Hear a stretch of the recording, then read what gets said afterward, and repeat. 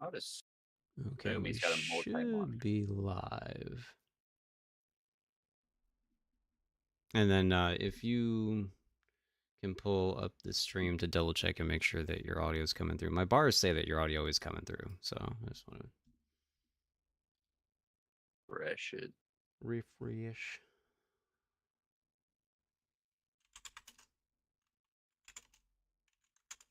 Is it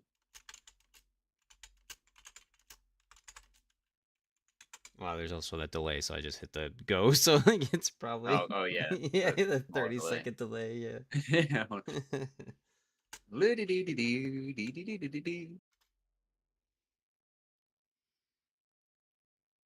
There he goes. And you can hear yourself. Hello, hello, hello. Yeah, yeah. Okay, cool. All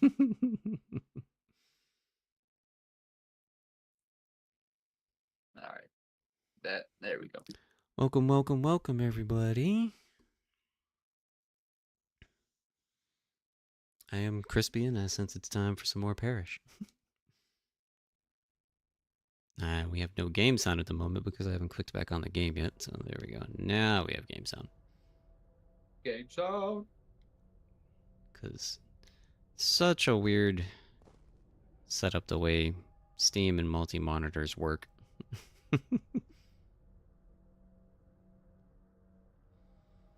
Got Sneaky here with me, and we're waiting on Joe from Fox Hollow Games to join us here shortly.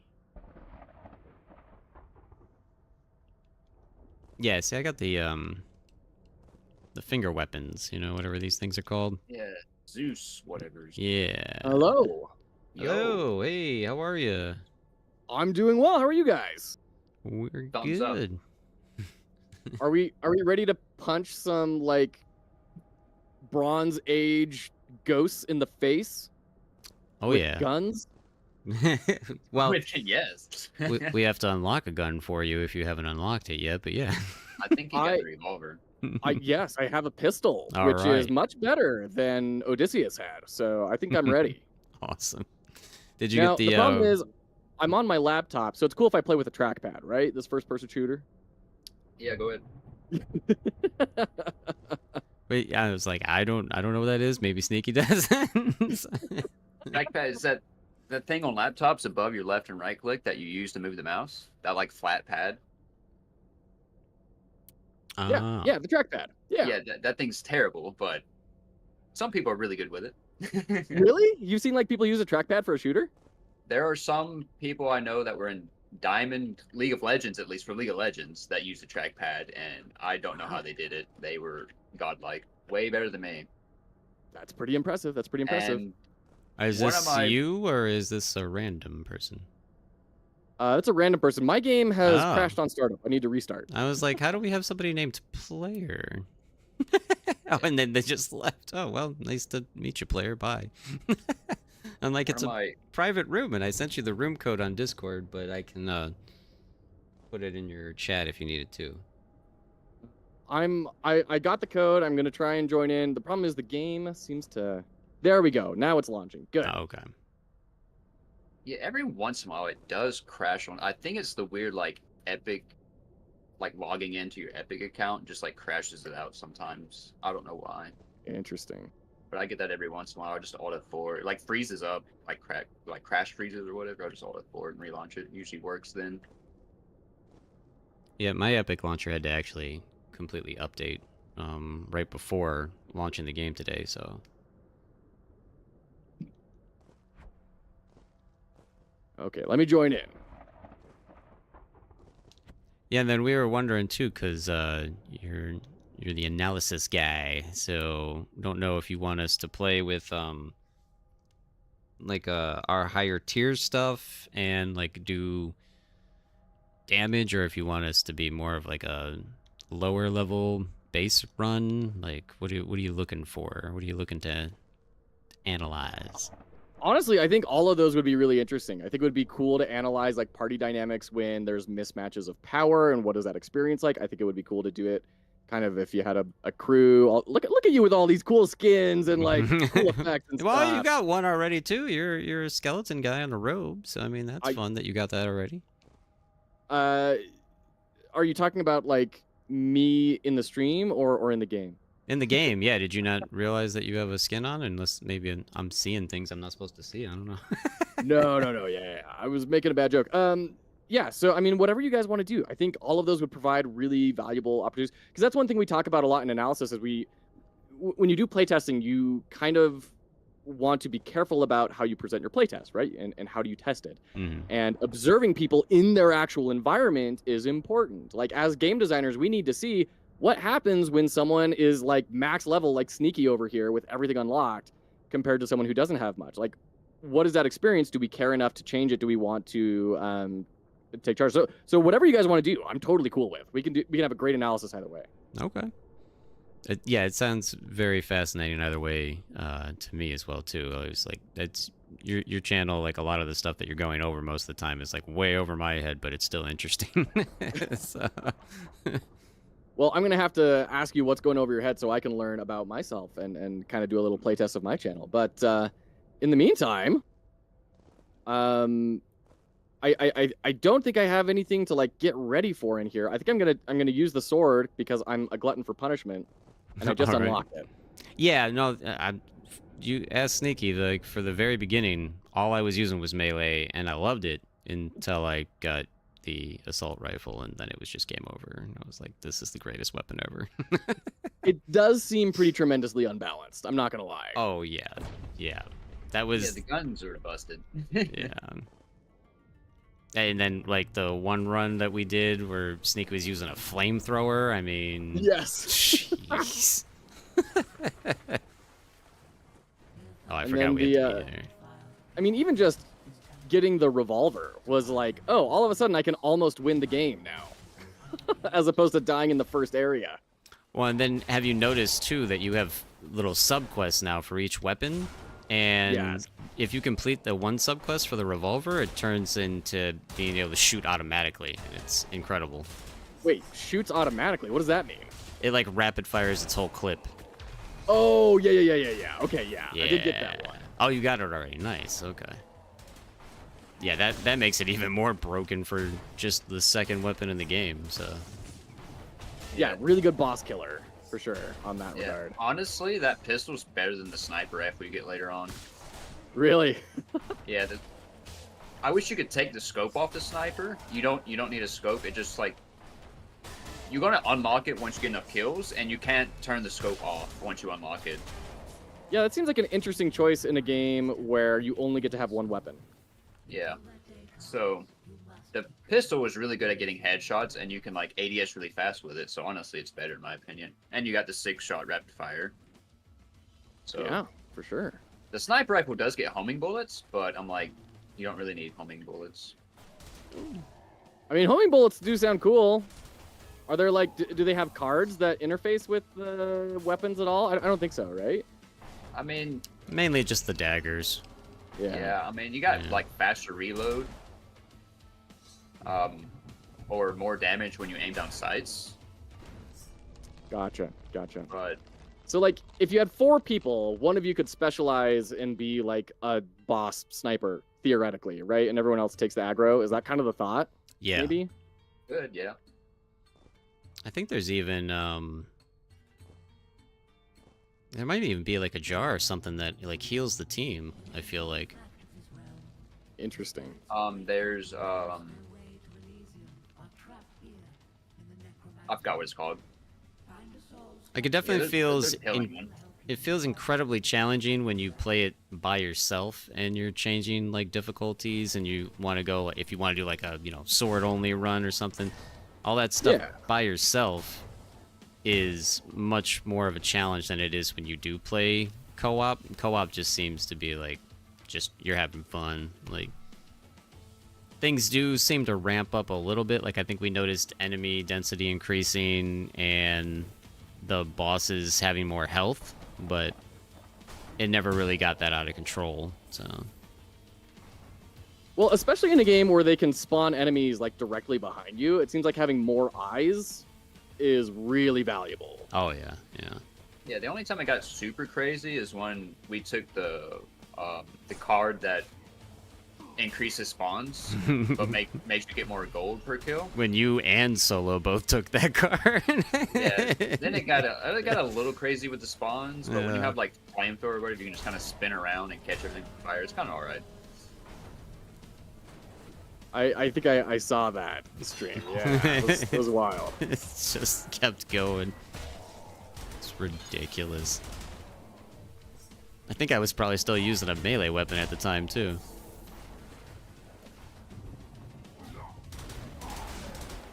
Do you guys find yourself using the kick all that often? Not anymore, but with melee a good bit. Yeah, it's and a slower weapon. Like the weapon I'm using right now is like these Zeus fingers, so I'm like firing lightning shots, and I only get like 6 before it has to reload. So I feel like I have to kick a lot more again. But other than that, yeah, it's only when you're using a melee weapon. I do have to say, Zeus Fingers is a very interestingly named item for a god who is kind of known for his promiscuity. I'm just saying, like, that's a little on the nose. I mean, I think it had a... Yeah. It's like finger weapon. They go in your fingers. And my guy looks kind of creepy holding them. Yeah, it's very intimidating. Yeah. I wouldn't want to run into that in the middle of an alleyway. No, thank you. There it is. Yeah, and you've seen the cards that increase kicking damage, right? That seems to make a real fun difference for kicking, actually. Oh, and it like boosts the physics too, right? Like you don't just kick, you like eject people when you kick them. Oh yeah, and then especially rooms like this that have spikes all over the walls. Yeah. Just glorious because you can kick any enemy, and as long as you can move them with that kick, they get one shot by those spikes, and it's great. Does getting that card like let you kick big enemies like the Minotaurs and stuff? No, it won't. It won't move them. No. Bummer. Yeah. I mean, it'll do a lot of damage because it does a lot of damage once you get that card. But well, I do like damage. You can also kick things off cliffs and they instantly die. You know, ever since Dark Messiah of Might and Magic like really built that into the game, I've just been mystified why more games haven't done stuff with that. The fact that this game is one that has that and like not many other games do, it is baffling because that is one of the most amazing mechanics in that game. Just the physics in that game in general were so well done for, what was it, like a 2001 game? Oh my gosh. That was like 4 years ago, right? Yeah, exactly, yeah. Time stands still, yes. It's crazy how innovative like some of those early 2000 games were, and just you don't see a lot of that.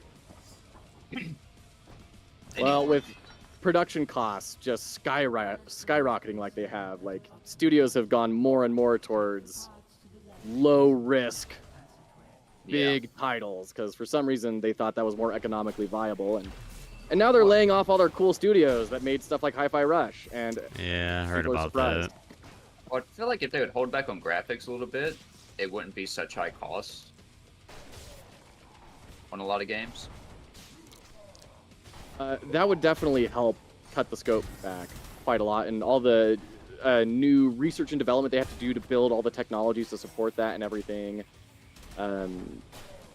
Cutting down content as well. I mean, there's definitely ways that they could reduce scope, but I prefer stylized games over insane graphical games anyways. I do as well. It's been interesting to me though, talking to people who like are not in the indie crowd, like people that like have their Xbox and they buy Call of Duty and FIFA, right? And it's like, that is such a huge section of the market of people that are just like, I remember talking to someone and it blew my mind where they said they keep trying to innovate on Call of Duty, and I had to like stifle a chuckle because like, no, they do not. But no, not at all. He was saying, I don't want this to change. I just want slightly better graphics and more guns, and I will pay $60 for that. It's like, wow, that's just a different world than I inhabit. Yeah, some people are like that. Or basically, yeah, with Madden, all you're doing is paying for a new roster every year. Yeah. Yeah, with the same bugs every year. Yeah. Like, I'm a big hockey fan as opposed to football, and I just get upset that hockey's not different at all either in a year. Like, they just keep getting progressively more lazy with the tech and using the Madden format, just switching the rosters instead of giving us features that we want and taking stuff away. So, well, it's because change is risky. You know, it's risky and it's a lot of money to invest into it. So if you can't prove to an executive who's probably never played a video game in his life that this is going to be bringing in more money, they're never going to listen to you. Who got the ammo for this thing? I was gonna say, did you happen to pick up anything? Oh, that was me. Sorry, Okay. I forgot you need to like do it. I was gonna say, this is the first time I've never picked up anything on this one, so I have no idea what's going on. We're just farming money, right? Yeah. Yeah. You got glass equipped, by the way? Oh, me? No. No, the Pox. What's glass? It sets your HP to 1, but you get twice the amount of money. Oh, I think I probably do, yeah. Oh, yeah, I did notice that he only has 1 up in the corner. Me too. I thought that was weird. Something looked off about those bars. You just got excited when there was new stuff in the shop, right? You just bought anything? Yes, auto-equipped. Yeah. Oh, yeah. You got glass. I mean... All I want is less hit points and more money, and I will pay $60 for that.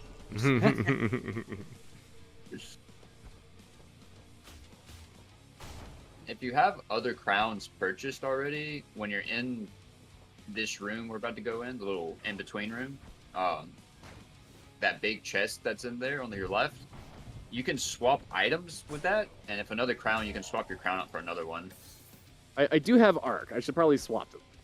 Arc is so good because that's what covers your back when I'm not behind you. Because I've been trying to cover your back as well. Hopefully one spawn.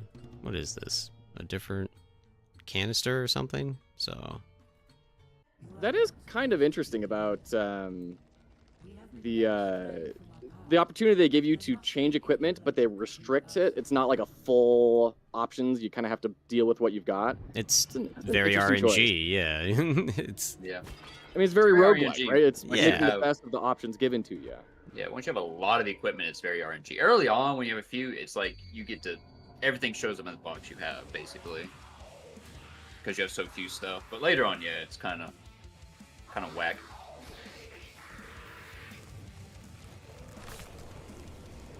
Now, we've seen every boss in the game, and I don't know, like, again, I don't have any background in gaming or anything, but after seeing every boss in the game, I still feel like this very first boss is the one they spent the most time on. It's like, I feel like he's the most intimidating and just has, like, the most going on, you know? Besides when Sneaky one-shots it. To this. Sorry, go ahead. No, Sneaky just one-shot it, basically. So. The final boss is a little disappointing, I won't lie. But it's honestly a really good idea to spend the majority of your time on your opener from like a game development perspective. Because 100% of the people who play your game are going to see the first level, but maybe only like 10% are going to see the ending. I guess that makes sense, especially with this guy being the cover model.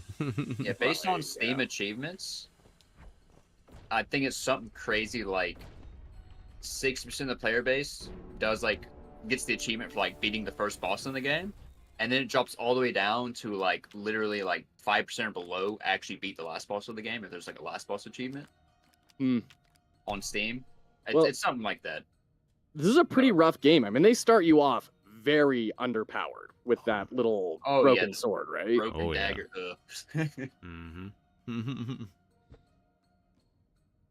That broken dagger was the biggest joke ever. I'm like, really? This is the game?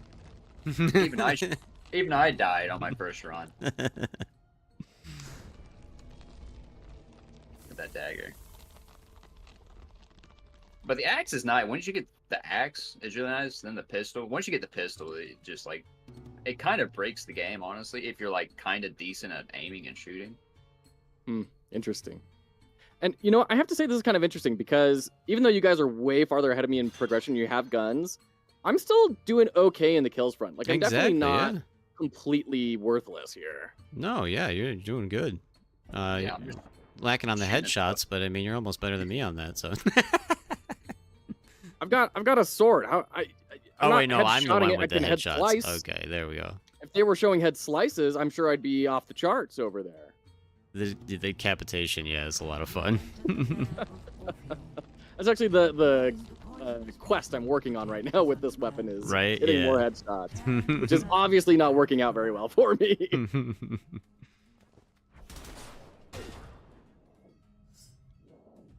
Oh no, crap! We gotta pick up these stupid logs. Logs. I just went in the double. Yeah, I was gonna say, isn't this the wrong way? I haven't played in a couple. You pulled a me and went the wrong way. Yeah. I went the right way for once. Alright, I got one. There's that Minotaur. Oh, and I forgot to do that. Okay, there we go. Oh, no, you brought a friend with you. I mean, he said he wanted to hang out. You guys are cool with that, right? Yes, I'm cool with it as long as he's laying down on the ground unconscious. Then he's my best friend. You know, people say that same thing about me, weirdly enough. This mission sucks on 3 or more player co-op. Because it ups the amount of logs you need based on if you're playing on multiplayer or not. Or how many people you're playing with. You need like 2 full piles of logs when you have 3 players. Yeah, when you play this mission by yourself, you'll only need 2 logs. Yeah. And that seems like pretty harsh scaling. Yeah, it's very weird. On Duo, weird. you only need like 4 or 5 logs or something. I think 1 whole stack. And then on 3, it's 2 whole stacks of logs on 3 players. So it's kind of, it's weird. How many logs are in a stack? I think 5. Yeah, because this stack is gone. Yeah. It goes from 2 to like 10? Yeah, basically. Wow. Oh, did I get turned around again? I don't think so. Yeah. I always get turned around in this corridor. There is I mean, it's probably meant to be confusing, you know, to add to their difficulty. Maybe that's we're trying to analyze things like you do, because like this level, the first time we got on it, we were just like, this is the worst level ever. I don't want to ever play this again. And then once you figure it out, you're like, oh, well, it's not so bad. But even now, like me and him haven't played it since what, like a week or 2 ago, and so now we're forgetting things, and it's only been 2 weeks, you know, like. Yeah. Yeah, labyrinths are always really risky, right? They're either going to be a really cool and memorable part of the game, or they will be like the other 90% of labyrinths where people just hate them forever. Yeah. Honestly, I like the other mission on this map where you have to build a bridge. That was a lot more entertaining, yeah. It's just this one where you gotta burn the snake is just terrible on co-op. Oh, yeah, you got your friend right there, okay. He just wanted to play tag. Oh, and another one spawns right in front of us. That's fun. Man, they're dropping like flies, though. I remember the first time I fought one of those things, it seemed impossible to kill them.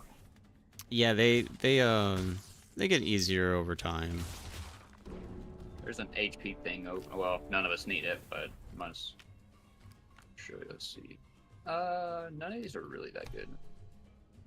I have to say, the upgrades, a lot of these upgrades are really cool and interesting. Like, dashing knocks down nearby enemies. That's cool. Medusa's gaze, freaking rad. Yeah. Oh, did you get the health thing over here? Oh, nobody needs it. Okay, yeah. We're pro gamers. Yeah, nobody needs it yet. And then the Minotaur comes around the corner and spears you. Well, I am using Rally, so every minute we get a shield. Oh, nice. That does help. Yeah, it does everyone, so you should get a shield. Not that way. Yep, this way. I'm kind of just leaving y'all behind. Thank you. I was wondering, is there a wall running in this? Yeah. I didn't know about it? I was just waiting to, like, I wanted to say something before you walked right onto the off the cliffs.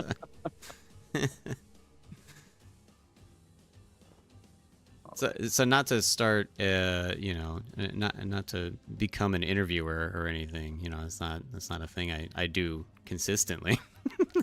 But I wouldn't I mind loved your taking- interview with Polygon though. That was awesome. Yeah, it was great, and I would love to do more of it for sure. But what I was going to ask you is, so what is your background? Because you seem so knowledgeable of all these things. Oh, this is cool. Ooh, thank you. My background, professionally speaking, is I have about 10 years as a product UX UI designer, however you want to call it. So a little bit divorced from game design, but sorry, I'm picking cards for a second. Oh no, here. it's fine. Yeah, you got to think. Yeah. But I've been in games my whole life. I've never been brave enough to try and building them until recently.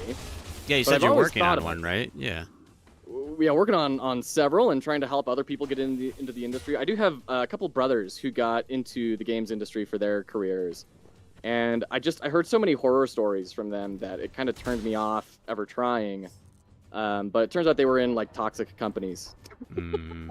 and not everything is like that.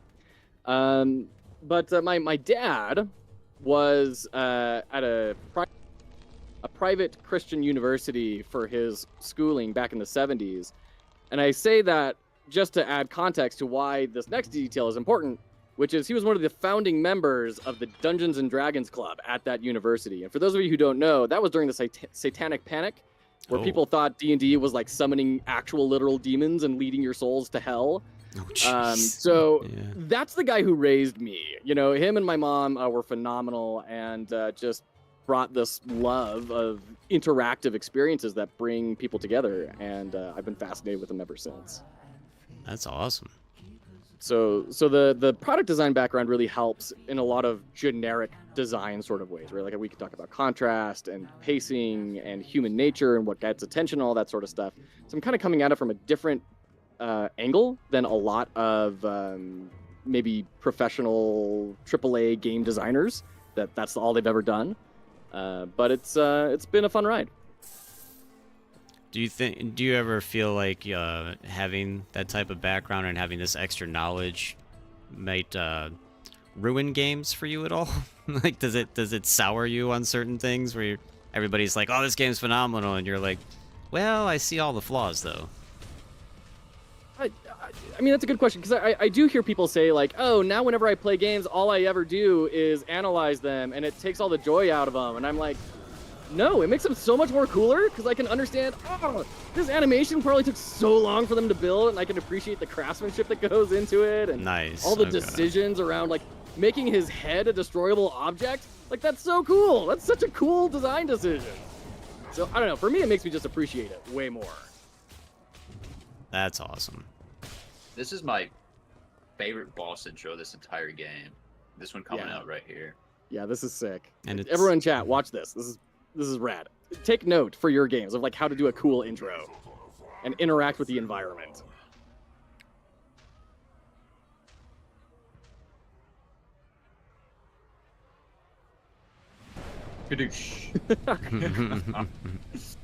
That's so awesome. I actually didn't even notice until you pointed it out originally, Sneaky, that the planet blows up behind him too. And like all these cool background animations happening in the skybox and everything. It's so cool. Like it's so well done. That's so intentional in a beautiful way. Yeah, and there's some of these rocks are actually hitting the Oh, they're field. coming into the arena? Yeah, Oh, yeah. that's great. I was hoping that would happen. They just hit the ground and explode. I don't think they do damage, but they do. Some of them hit the ground in here, and Oh, they should Like that one. totally do damage. That would be so great.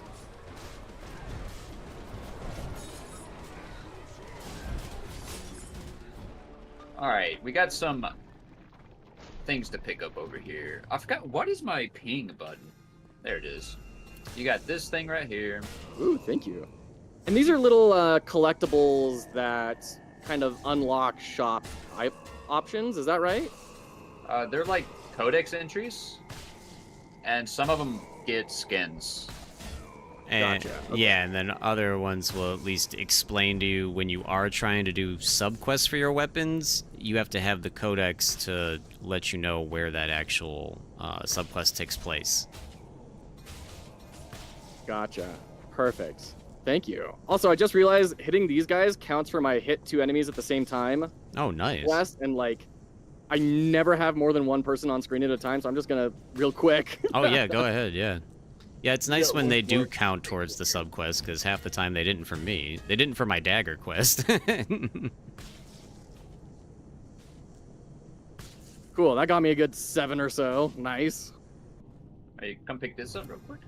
And Thank that's you. all the items in here. That item in the labyrinth we picked up, that was one of the artifacts. You need to rebuild your sword, the little hilt sword you start with. You need to find the 6 artifacts throughout the levels.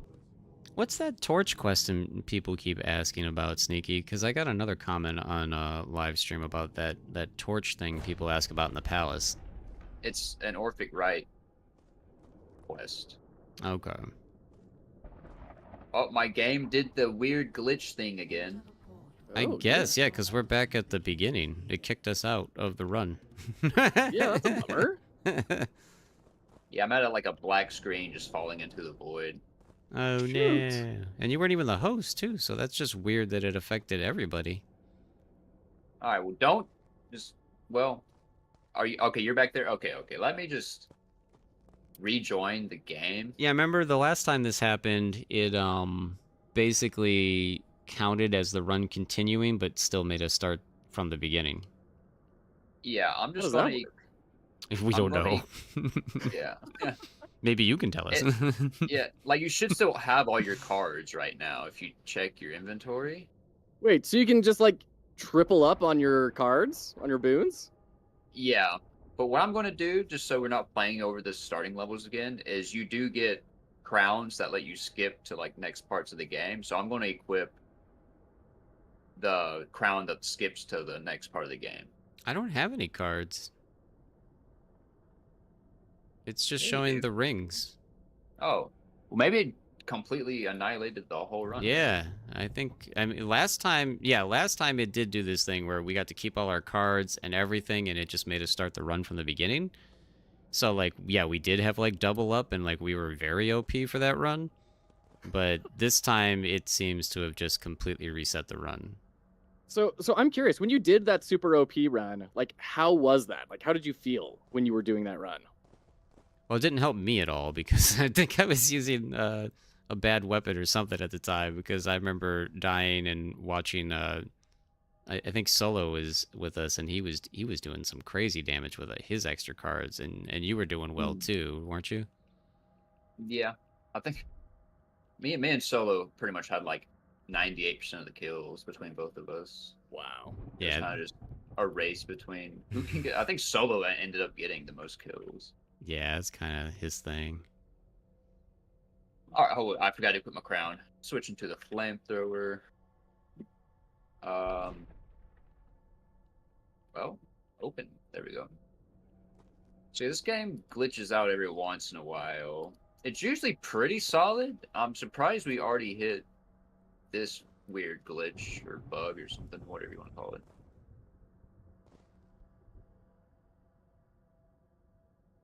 All right. I got my crown. Yep. Oh yeah, and so you switch, so we'll go right to the second starting area. Yeah. Because that's where we were about to go anyways.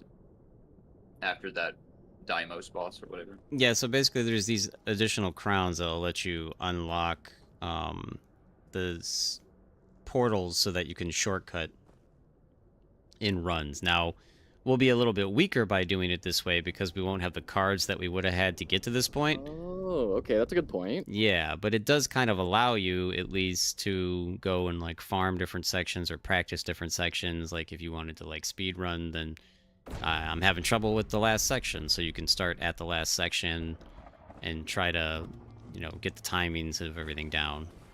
Interesting. That's an interesting approach to it, instead of just having like a training room where you can spawn things in and experiment, right? Yeah. All right, I have a ranged weapon. It's a pointy stick, and I'm feeling very capable. Yeah. I think you could throw it, right? I can throw You can it. throw it or you can melee, right?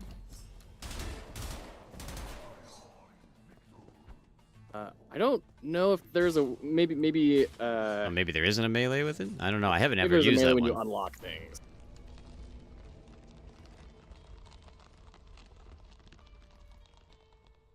Yeah, these cards are nice when you're doing the Orphic rites. There's a lot of Orphic rites at this Trojan palace we're about to be in, and so just equipping the first Obel crown and coming straight to the Trojan lets you get through all those really quickly. Okay. I just want to point out my pointy stick has first place in kills. I'm just saying. The pointy stick of doom. Oh dear. They have pointy sticks too. They're using my technology No. against me. Yeah, theirs are much pointier. But I have a laser beam.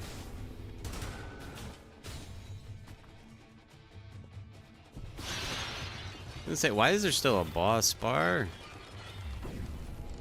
Oh, we It have to went away. flamethrower all Okay. the pots. Yeah, I'll show you right now, Crispy. Where the torch things are that they're asking about? Yeah, Okay. they look like. That's the main question I keep getting. I think it was this, I'm pretty sure it was the same question the guy I asked think in this Discord. is one that's not lit. I lit it, I think, but they look like this. It looks like Wait. this? Oh, okay. And you have to hit them explicitly with the flamethrower? Or fire daggers. That's so specific. Yeah, it's for an Orphic rite. You need to light. There's 7 unlit ones in this place, and to do that Orphic rite, you gotta light all 7 of them. And I guess there's 2 that are pretty hard to find because they're always asking Yeah. where are the last 2 Oh, yeah. torches. They look like this right here. Unlit. I Do gotcha. they Okay. have other side quests? I'm curious. Oh, Other y- side quests that revolve around one specific weapon? Yeah, every weapon has its own side quest. Sure, but is that like the torches type sort of side? Like it's a different type of side quest, right? Yeah, like I think the only one that you have to use specifically the fire weapons is that one. The other ones are just like kill a certain amount of enemy, or no, you do have to make some of them slip on the wine. And you can Yeah. either use you can use the consumable that throws the wine on the ground, or the card that gives you the wine also works for that Orphic rite. Okay. So, but there's no like smash the ground with the hammer because I know there's like a big hammer weapon or something, right? No. I was very disappointed with the big hammer, by the way. Really? Yeah, made me sad. Oh, that's a bummer. What was Yeah. disappointing about it? Just it's way too slow, and it's not. You have to be very precise to get the damage. You have to be precise with the giant hammer. Yeah. That sounds counterintuitive. Right? I was not happy. I do want to try this guy's weapon. You get this guy's weapon where you have a tiny little shield and a tiny little blade on your hand, but it seems like it must be like a fast attacking thing. Maybe you would imagine. Huh. I don't know. I haven't tried it yet, but I have it unlocked. You know, humanity has gotten so creative on how to attach points and edges to things. I mean, it's just really impressive.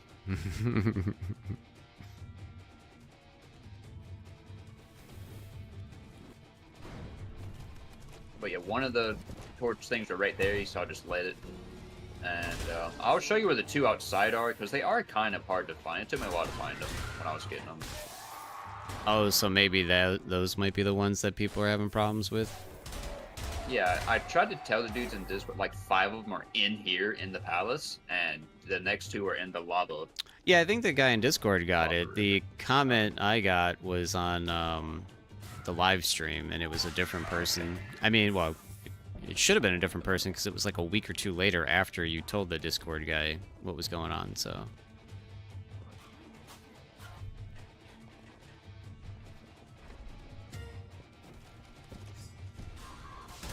So that spear keeps you up in the sky like that?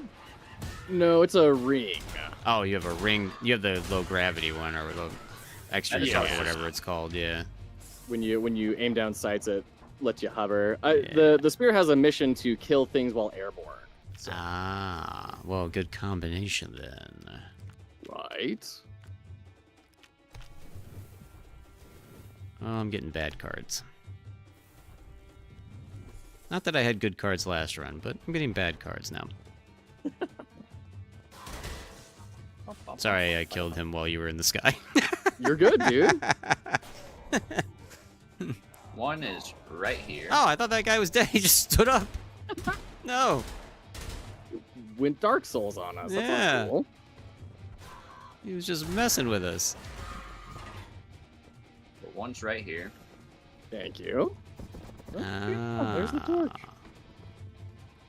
Yeah, wow, that is really tucked away. Nobody, you have no reason to look this direction too. So, Well, and it doesn't look unique or special in any way. It's just kind of like a random torch. Like you wouldn't know to think about it unless you knew to be thinking about it. yeah. And everything has such crazy names in this game too. Like I can't keep track of like what's the name of this enemy for that, and what's the name of this for that. So. This last one really made me mad. Oh, where you at? Yeah, you got health right here, a health pool, Joe. Thank you. You're also being swarmed though. Yeah. I was literally leaving because I was mad. I had 6 out of 7. I was like, I'll just come back another time and do this later. And it's right freaking here. It's right where you're way over there. Okay. Yeah, I'm at the end of the level. Meanwhile, Like, I have to admit, I'm really impressed with how much because I've heard you on other live streams talk about how much you've explored the game and the patience and diligence that involves. Because like, enemies never stop spawning. You're never safe. Like, Yeah. I that must have just been still don't exhausting. have all the codexes. I still have to do more searching. It's Sheesh. right here. oh, you know, I've stared at these walls before, you know, so I've wondered if they were going to be useful in any way, and there it was. Yeah, but when Sneaky gets into a game, he just goes off. Because, like, after I introduced him to this game, I think we played it once, and then, like, he messaged me in Discord, like, the next morning. He's like, I was up till, like, 4 in the morning doing all this and that. And I'm like, what? Oh my God. That's dedication. We were playing Alien Hominid Invasion. He played it for one day. He's, like, up all night. He's like, yeah, I beat your highest score by, like, an extra mil. You know, no big deal. You know. Well, you did say when you're in a stream, try to beat that. I'm like, all right. I didn't need to Challenge encourage you. It was gonna happen. That co-op run we need to do another one, see if we can get even more. Yeah, I did submit it, and I got a reply back from Behemoth, and they said, we're sorry, yeah, there are no public leaderboards right now, but we're working on that, and we've, you know, accepted your run, and we'll let you know. They said it ends on the 15th, so they'll let us know after the 15th. Yeah, did you tell them to ignore the Sony rant? I should. Yes. Just mute that part. There's a weapon right there. Thank you. Yeah, they stopped being in the place at this point of the game. It's an interesting choice. Yeah, you have to go find them now, which is encouraging exploration, but the levels But it's weird become when- increasingly more difficult now. So Well, especially when they have established an expectation of how things behave, and then without communicating that change to the player, right? It's yeah, when you get to the next thing, you're like, "Where's my chest?" That's where I was confused, and then it's like, "Oh, I'm gonna have to start searching levels now." yeah, well, okay. So then there's a question for you, Joe. Like, do you consider that bad game design, or do you consider that a like just players need to be more intuitive? You know, like I, being a gamer, I'm always looking around for extra additional things because I know that's something that happens in games, you know? Like, I'm not expecting the game to walk me through everything because, I mean, a lot of roguelites don't, too, you know? And that's the main genre I enjoy. So, I don't know if that's bad game design or if that's just, like, means you're a gamer or not, you know? Well, I mean, anytime we talk about like is something good game design or not, it's important to like preface it with like all mental models are wrong, but some are useful, right? Like it's very rare you find objectively bad design. It's just usually like design that's not for someone or that it's for a different context or something, right? I would argue in this case, it's probably bad design because they have established a pattern with the player and they do not communicate to the player that that pattern has changed. If they had some way to communicate to the player, hey, this is not going to be the case anymore, like I'm on board for it, right? Like you're getting more comfortable with the game, you're exploring more of the systems. I'm not against the principle. It's more of the communication around that design choice. Okay, so there was something somewhere that established it better. Right. Okay.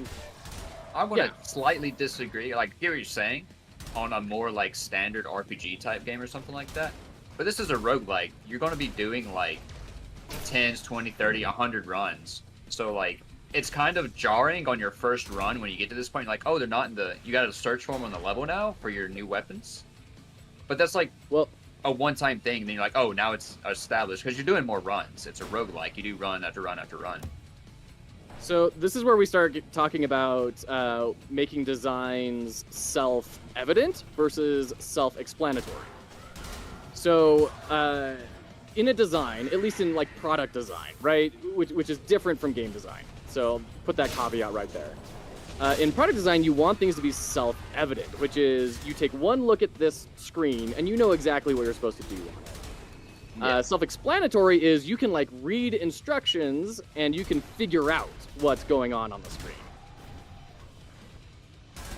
Right.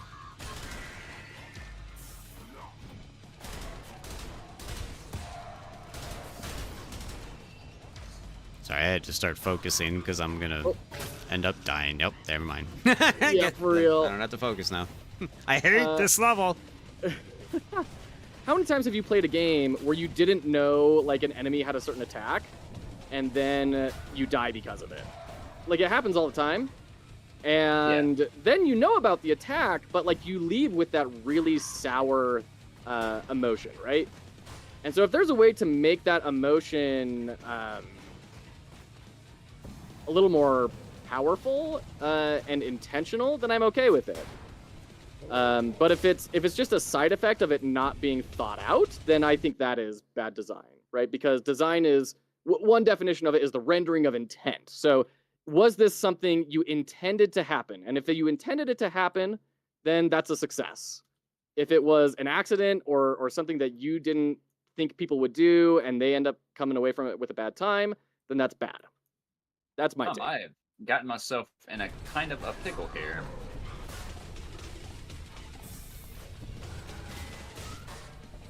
I am stuck. Oh. We're finding all sorts of glitches today. Okay, can't kick you. That's a bummer.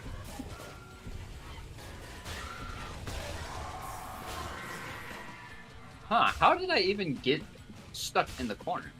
Right here. Isn't that the actual objective thing? Yeah, it's the sluice gate. So What? maybe they don't want you to stand there. You've been judged and deemed unworthy. Seems so.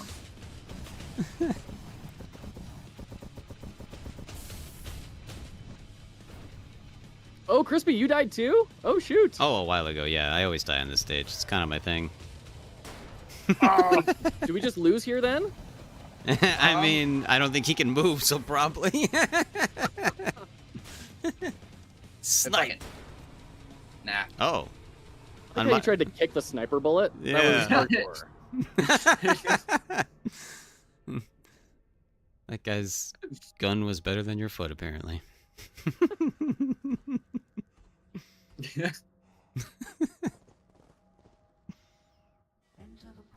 I've never got stuck like that before. And speaking of, oh, there we go. Oh, did you think you were stuck in the crypt? Yeah, that was a total like clown car moment. You know, how many things can be shoved into one sarcophagus?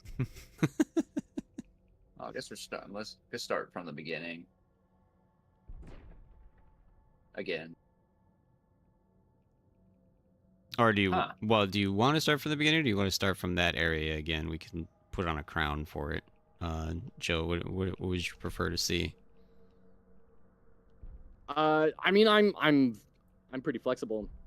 I feel pretty useless when we get to those later levels because I don't have like my upgrades. Like I have to hit 4 javelins. Okay. Yeah. But like I'm easy. We can definitely do whatever. I am trying a new weapon too, so yeah, maybe starting from the beginning probably makes more sense. I'm trying that thing that boss had in the palace. These things have names. I just don't read well. So, what is this called? Oh, the gladiator fist thing. Yeah, it's called Arbelios. Arbelos. It's all Roman, right? That sounded Roman, didn't it? Is this supposed to be Roman or Greek? Also, yes. Greek. I'm pretty sure it's Greek. Suppose it's supposed to. There is a whole nother mode too. I don't know. We only did it in one stream. I don't know if you saw that at all, but there's a whole nother mode that's just a giant labyrinth, endless battle. Like you don't leave the stage, or at least we didn't, because we weren't able to beat it. We died on the butt. That was a while ago. That was like the first day I was playing. I think. Yeah. Yeah, you're probably... So, well, we have much better weapons now, too. Yeah, maybe we could handle it a lot more now. Because I was on the assault rifle, and that's what carried us through most of that. And then the boss, y'all were on using pistols, I think. And the boss just had so much HP on 3-player that... Oh, it was bad, yeah. It's meant to be a harder mode than the base game, too. It blatantly tells you when you go to click on it, you shouldn't play this unless you've already beaten the base game. I did see that. Yeah. Yeah, that place is quite a bit harder. And just more confusing, too, because it is just one giant labyrinth.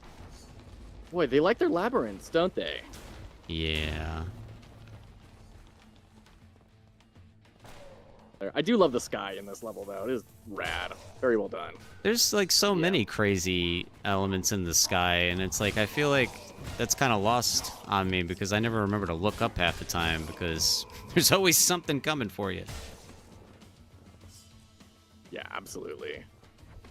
And that's something that you can look at, like, for design as well, of, like, the way that you create your mechanics can dictate what you should spend your time on. Like, arguably, they shouldn't have spent much time on the sky because they had the constant spawning. But if they had an end to the spawning, then you can invest a lot more time in your environment design and have it be worthwhile to players. Yeah, it would be nice if there was an off button at some point so you could enjoy the scenery.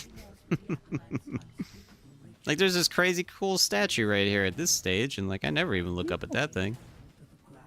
Well, floating rocks. Always gotta love floating rocks. Oh, wow, my arc crown just took that guy's head off, so that was cool.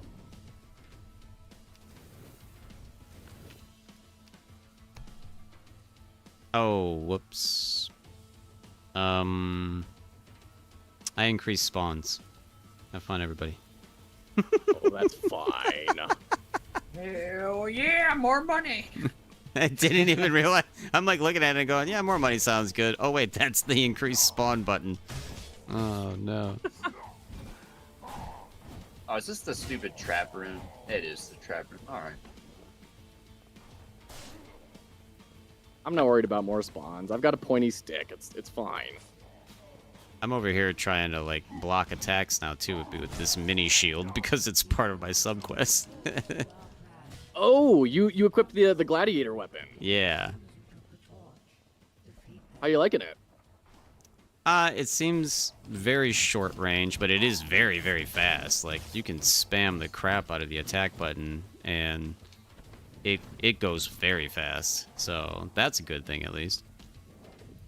Yeah, that's probably good, especially in these early levels when everything has, like, 1 hit point. And for how tiny the shield is, it's blocking every attack, so that's good. It's supposed to have like a parry mechanic with it. That weapon, particularly. I haven't noticed it, like, you know how, like, in most games when a parry happens, like, it gives you that, like, automatic, attack back. I haven't noticed it do that. It's just as long as I'm holding it, I'm blocking the attack. Maybe it's you unlock one of the unlocks for it. I did read somewhere it had a counter on it, but I don't remember. I only have to get 30 blocks and I get the passive unlock, so maybe that is what the passive is. And, you know, there's like 80 dudes spawning now, so I'm sure I'll get it pretty quick. I'm sorry for asking a really beginner question. What's my button to do my active for my weapon? What are you on? Mouse or keyboard or controller? Mouse and keyboard. Middle mouse button. Thank you. Again, another reason I'm glad Sneaky's here, because like, I don't know.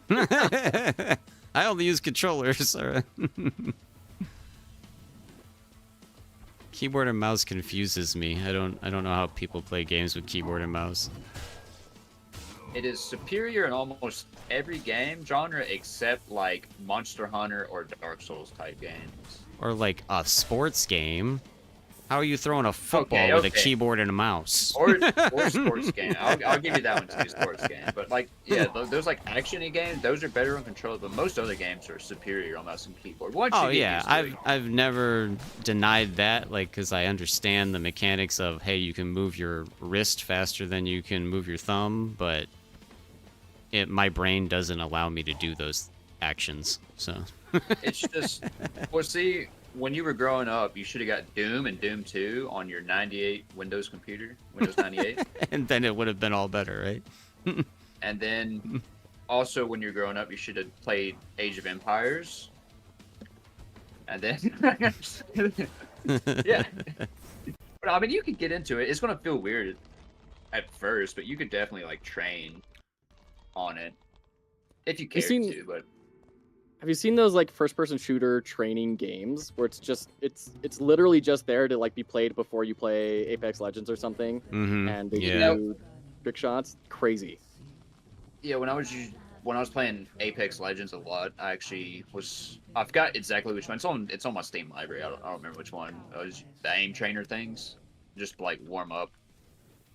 That blows my mind that there's a whole market for like cognitive psychology and reinforcing memory outside of an actual game. I mean, that's such a weird market to exist. Those are really fun. Even if you don't play shooter, those are really fun because they have high scores in it. So you can just like play whatever the most fun little mini game is for you and just try to beat the high score, even if you don't care about your aim that much. It will help your aim too, but it's like a whole, all those little mini games, like the tracking the ball and shooting. Are you a fan of score attack games, Ostrich? Oh yeah. So that is something that's very foreign to me, and I'm curious, like, what is the experience like when you beat a high score? Like, what do you feel when that happens? It's pretty much just a dopamine hit. Is like the most scientific way I can put it. Like when you see big number get bigger and then you beat the high score on top of that, you're like, oh, it's just like a dopamine hit. And then also it's the chase of, I like to get better at games. I'm a real big fan of like the Monster Hunter franchise. I've played since the very first Monster Hunter. So also getting better at a game is really nice. And the high score attack games, you're doing better because the number's getting even bigger than it did last time. So you feel a lot of accomplishment. You feel like you have this very tactile, I mean, not tactile, but very visible feedback mechanism of, look, I am getting better. I am doing better than I have before because the score is higher. And same with like the Monster Hunter or like Dark Souls is the same way, where you like go back or you replay through the game, or you go back to a monster that you had trouble with before and you completely wipe the floor with it, and you're like, okay, now I'm better. I can definitely see that. Those games have a very like tactile response to you actually getting better at the game. I've never seen Monster Hunter as a score-based game though, so it's interesting you bring that up. Well, it's similar. It's because you're getting better at it, and the way you see you're getting better at Monster Hunter is you go back to like, let's say Rathalos was kicking your butt, and you go back to Rathalos, and then you kick his butt like no problem, without even taking a hit. You're like, wow, I've gotten a lot better at this game. And then high score games, you know you're getting better because you're getting higher scores than you've ever gotten before. That's the response of those games. That's a really interesting perspective. Thank you for humoring that maybe silly question. No, it's fun.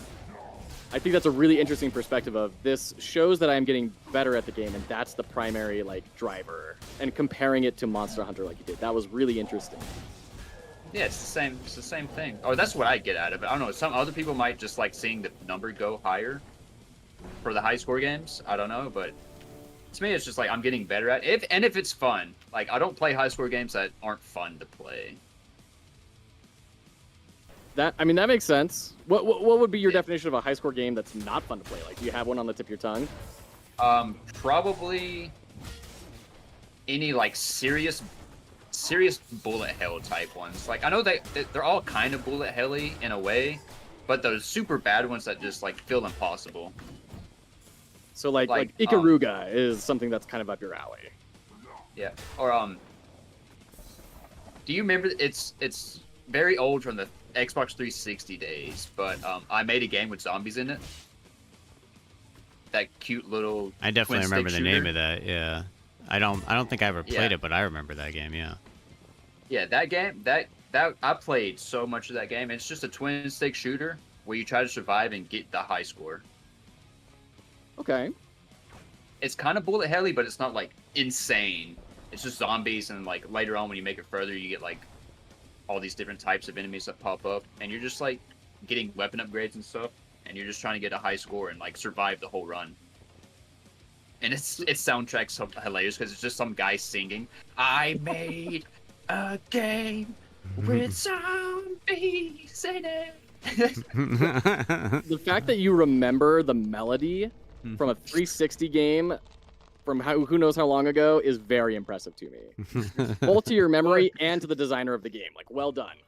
It was a really fun game. It had a banger soundtrack, and like that was the lyrics every once in a while that was pop up. It's a really fun game.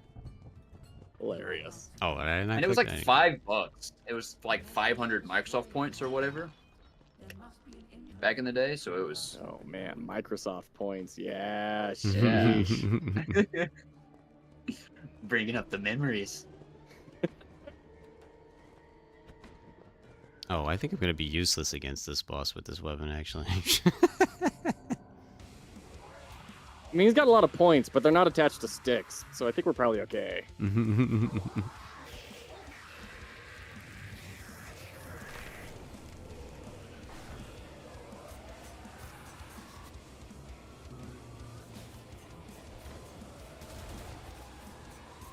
Oh, are these self-destruct? Oh, yeah. No, we're in Serious Sam mode. No. Yeah. Again, yeah, no other boss has a mechanic like this where they have these explosive minions or anything.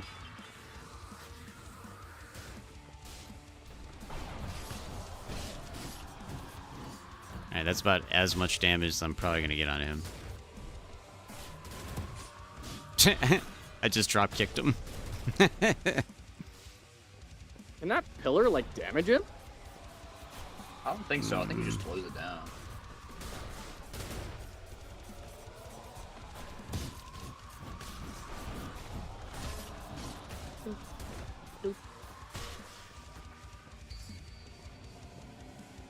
I already left. Let's went to the door. This unsettling realm is far from where we need to be, Pariah. Find a way out. But I used to play competitive games a lot, multiplayer competitive games a lot, but I've kind of gotten out of that recently. Like I used to play League of Legends a lot, like Apex Legends on ranked, Paladins on ranked. I hear ya. I miss not to Paladins. brag, but I was the #1 ranked player with the bolt gun in Half-Life 2 Dystopia mod, and Oh, nice. Oh, wow. so you've kind of fallen out of competitive play recently. Yeah, I think I realize I'm getting. It's like we had this whole Older. discussion about age, yeah. Yeah, I'm a lot slower than I used to be. Like even back then, I only got up to high platinum in Apex Legends and Paladins, I kept getting to the promotion to get to diamond, and I would lose. So I never quite got into diamond and Paladins and stuff. So even back then, granted, high platinum and low diamond is like the top 8% of the player base in those games. But I'm not that good. So, and now that I'm older and I'm a lot slower, I'm even worse. So it's like, well, I'm not going to put myself through the like pain of going through ranked all day just to get hard stuck at gold. Interesting. But it definitely sounds like you're still competitive with the like, hey, I just beat your high score by 1 million, right? Oh yeah, I still got that competitive little nature to me, but it's more I just competitive nature into single player games at this point. Less direct competition, but more about how well can you be, but not adversarially. Yeah. Oh, I can see that. can I block a Minotaur charge with this little tiny shield? I don't see why not. I'm gonna try. It blocked it, and then it also did damage to me. So... But yeah, there's like I think there's 2 parts to his charge.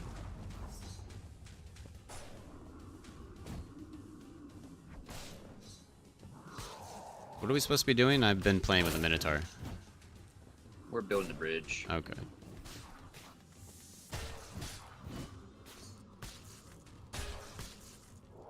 Oh, he's also going to kill me. Oh boy.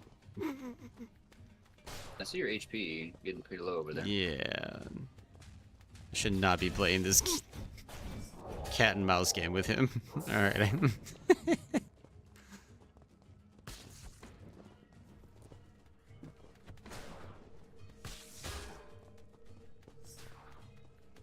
Only 5 more blocks. Ooh, I haven't seen this guy before. Yeah, certain maps like this will have the alternative option for it. So like he said, it was building a bridge this time instead of setting the thing on fire. So now we have a mini boss that hunts us down.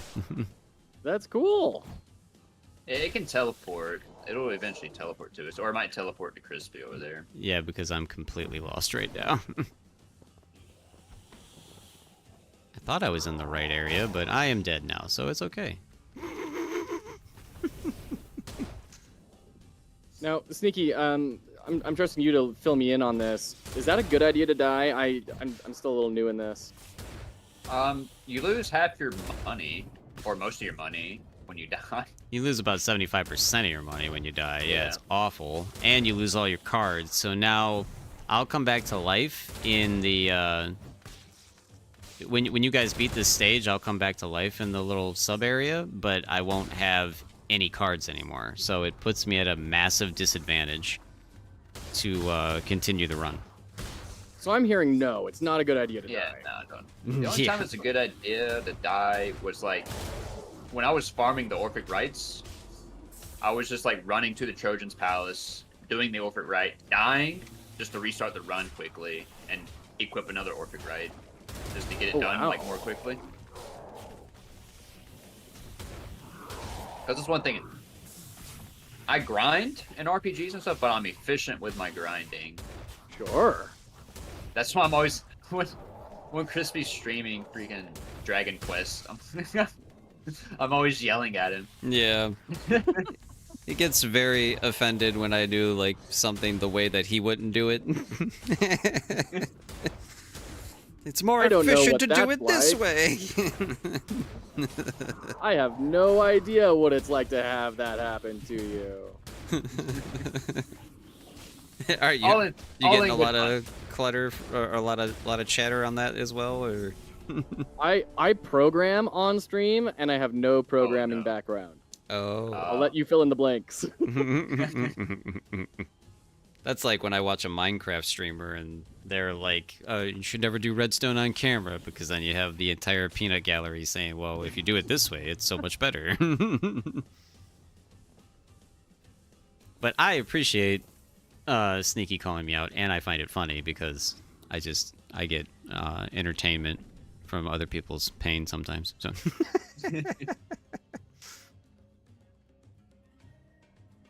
At least most of the time it's legitimate criticism. Yeah, yeah. And like you said, I take it in stride and I learn from it. I still got to somehow fix the way you moved your camera. I don't know how to fix that. Fix the way I move my camera. It's like... yesterday, I actually had to like get up for 5 minutes because you actually giving me motion sickness. You do some weird stuff with your camera, dude. I don't know what you do to it. Oh, that's awesome. Okay, I didn't know. I didn't. At least maybe it's only you, because at least I haven't gotten any comments like that. Then when you're Metal Slime farming an upper temper, the way you jerk your camera around when I'm just like, how? Oh. That's amazing. Upper temper. I'm trying to think now of when you're like jumping down the quarry. You do not smoothly move your camera. Yeah, well, because I'm always so paranoid that one time that slime's gonna be over there and I don't look over there. I wish I had a capture card, because I would show you my run. I moved my camera like twice during the whole rundown. You just kind of angle it at the right angle, and you can see everything. You just need to look with your eyes on the right side, then the left side. Because you got your camera set. We all know I have problems with my eyes. So. But I do get motion sick on like jerky camera movements in games. Some games I just can't play if they're like very jerky around. That's understandable. I mean, I think that's a thing that can happen to a lot of people. Yeah. I do alright in VR, funny enough. I don't get motion sick in VR. Wow, really? But if it's jerky camera movements, it freaking destroys me. I've actually heard that a lot, that people who normally have camera sickness in games don't experience that in VR. At least, as long as it's not, they're not in it for like 3 hours or something. Yeah, I thought I would be. I don't have VR, my brother's got VR, and he was like, alright, you're probably going to get sick your first time in this VR. And I was on it for like 8 hours, and he's like, are you not sick yet? I'm like, no, I've been good. And he's like, alright. And this dude really wants to kill me. But that's one reason why I'm like very peculiar about camera placement games. Is because I don't like moving my camera a ton. So I'd like to like put it just in a spot and I move my eyes around the screen. If that's possible. Interesting. For that game. How does that work in a game like this, where you kind of have to constantly be swiveling around? I'm very smooth with the way I move my camera. Do you like reduce your mouse sensitivity down really low? I play on 400 DPI. On my mouse DPI is 400. I would up the in-game mouse sensitivity for shooters to like a reasonable amount. But yeah, I play on very low DPI, pretty low sensitivity. Okay, very interesting. Oh. If I need to 180, that's the one weakness I have on like shooters, on like Apex and stuff, having to like 180 very quickly. I can do it, but if I do it too many times, I'm just gonna get sick. But it's usually all right.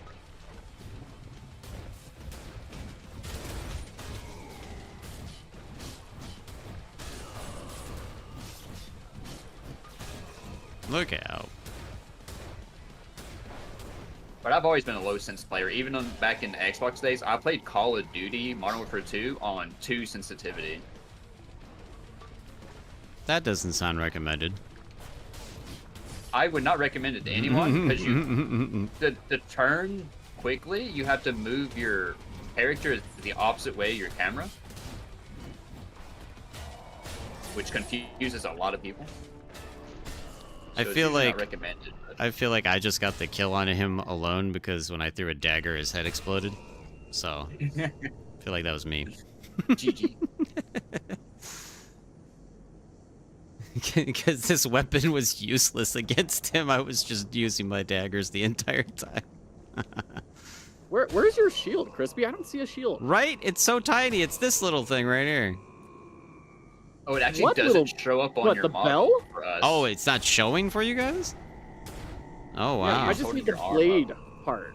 Yeah, because I'm holding it out right now. Huh. That's messed up. Yeah, it's You're gonna very, submit very for a tiny. refund? Yeah.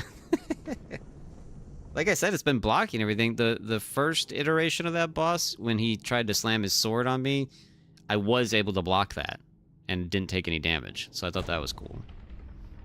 Nice. Interesting. Oh, see, this is what's supposed to happen when we beat him. Yeah, you come back and then the gate opens, and And you get a card. using the crown just opens the gate for whatever crown you have equipped to go into the next part. But yeah, once you beat a zone, I guess I'll call beat a zone, you come back here, and it opens the next Interesting. like part of the run. So it's this like pseudo hub world sort of location, but also not the hub. Yeah, yeah, it's like a secondary hub or something. I guess. That almost makes me feel like they had some other reason behind building that, and it didn't make it into the final build or something. I don't know. I'd be curious to talk to some of the designers and see what the history of that was. Gonna use the big hammer. I'm gonna show you the big hammer. Ooh, big hammer time! Also, Big this hammer statue needle. has an octopus on her back, and it took me forever to realize that.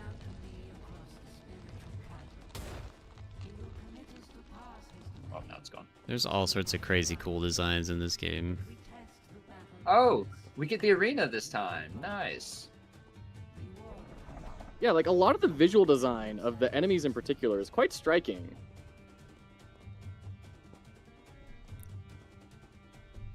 We're still both very upset that this game never came up on any of our recommended lists, and it's been out for over a year on Steam. And the only reason I heard about it was because it released one random Monday on Xbox. Huh. Yeah, I mean, that is the brutal thing. There's like over 40 games releasing on Steam every day, right? Oh, So yeah, just- it's ridiculous, yeah. if you don't have a really stellar launch, then it's tough to get discovered. Like, again, Attack on Hex Island, I mean, it's an amazing game. I really want them to get discovered. But it seems like it's really going to be hard. It's been out since January, and I don't know what their sales look like, but there's still only 6 reviews, so that can't be helping things, right? You need more reviews to get recognized on Steam. It's kind of like an algorithm thing, right? Yeah, once you get 10 reviews, then Steam kind of trusts you a little bit more and pushes you out. But Okay.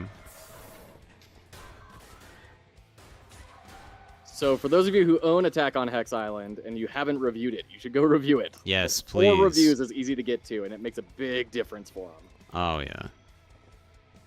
It's so It's easy, pretty cool. I too. need to buy it time. Well, and the PvP's coming, too, so I want to play PvP with everybody. I think it's going to be a lot of fun. Might be an actual game that I can best you in, Sneaky. And no camera movement. Yeah, and I won't be able to make you sick while playing it, yeah.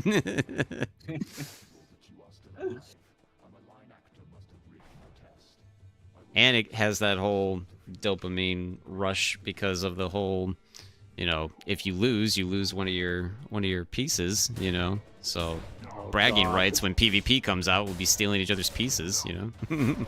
Just don't lose. Yeah, it's like Pog rules. Yeah.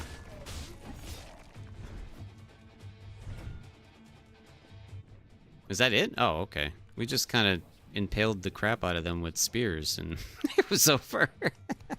Tiny shield not helping them very much. Yeah. Well, Fox just unlocked the gladiator weapon. Oh, I did? Yes. The Arbalos. Of course. I know what an Arbalos is. Sure.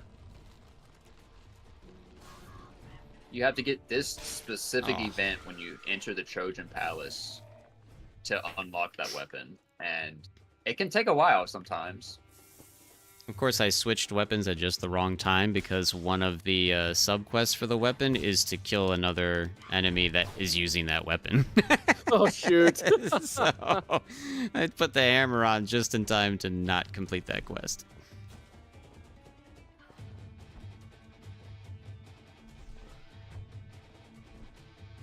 But yeah, the hammer is just, it's so sad. Like, I'm sure when you unlock one of the sub abilities, it gets better because I think it might do an area of effect.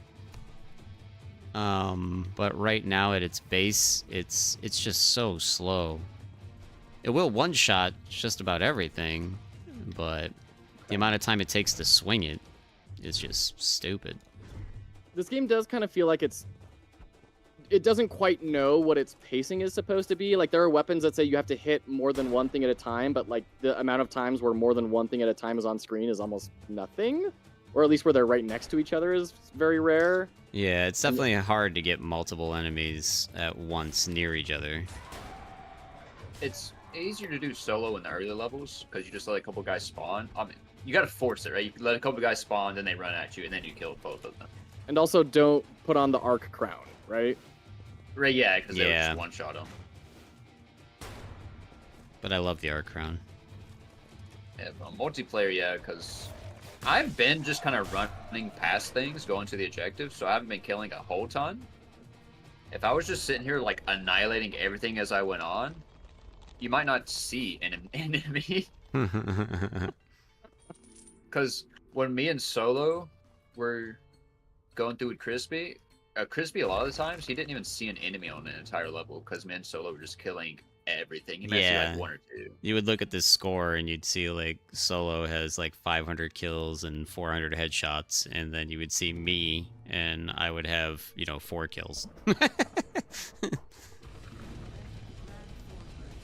So it is like there's scaling on multiplayer for the boss HP and how much things spawns, but there's not like when you get 3 or 4 players, it kind of doesn't scale enough if everyone's going like super hard.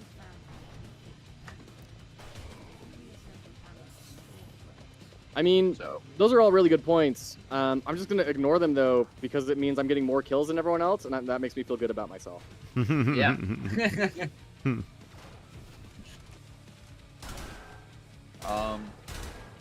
Is this way? Yeah.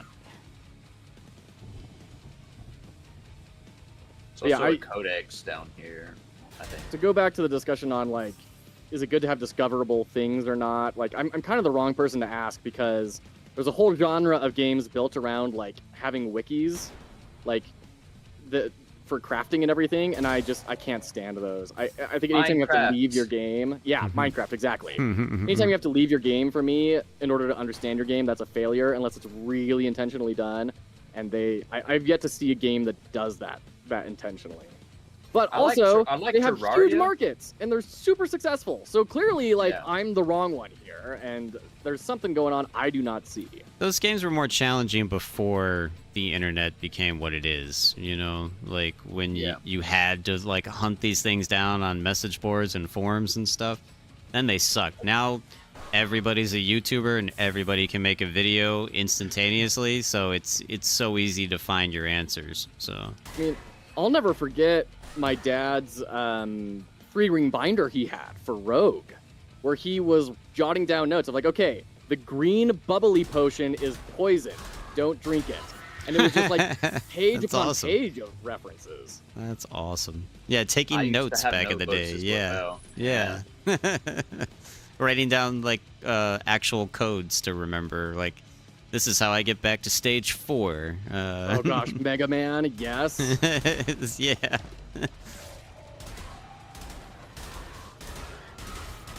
Wow, that was a pile of dudes chasing us. What the crap? But on the crafting, I like Terraria because you can go to the guide and give him an item, and he tells you everything you can make with that item. Oh, that's cool. I like that. We're on Minecraft, you're just kind of like playing with the crafting system. It doesn't really tell you. Well, that's the PC version. The Bedrock edition on a console, all the recipes are always there for you. Really? Oh, yes. Maybe they updated it now. I don't. Bedrock remember. is Just it's the only way that I play because again, you know, controller and mainly console person here. So, but yeah, when I watch mainly Minecraft YouTubers are Java players, and those are PC.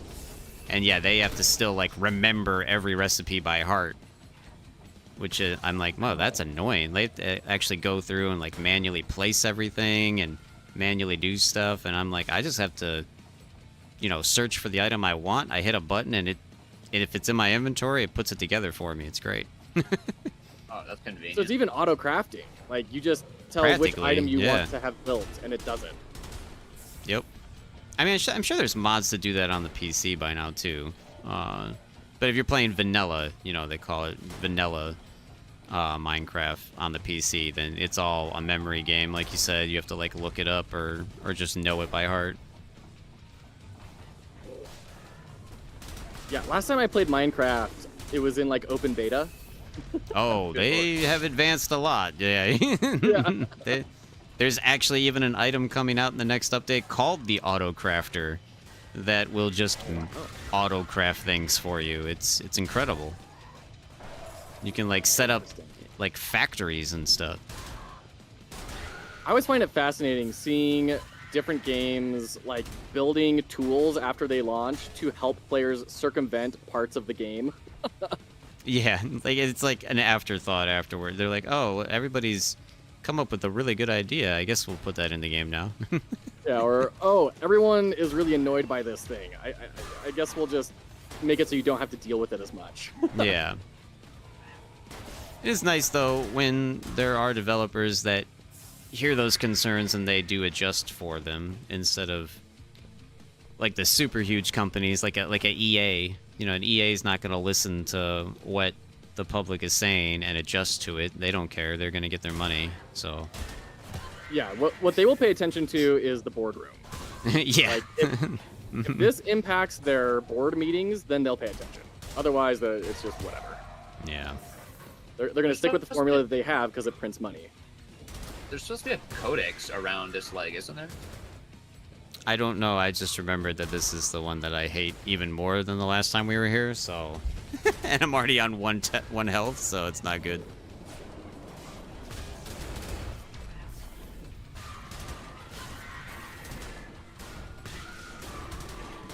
I took a damage.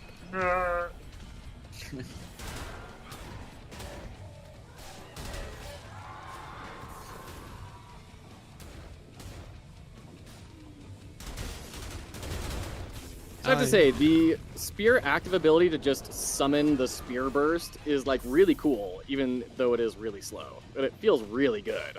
I mean, yeah, it looks like you're doing really good damage with that thing. It makes me want to try it. It is tremendously slow, though. Can't be slower than the hammer.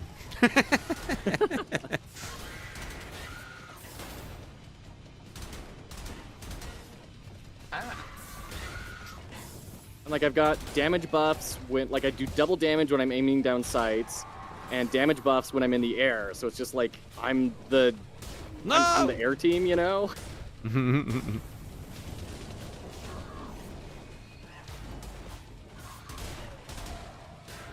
I really should have died by now. I have no idea how I'm still alive.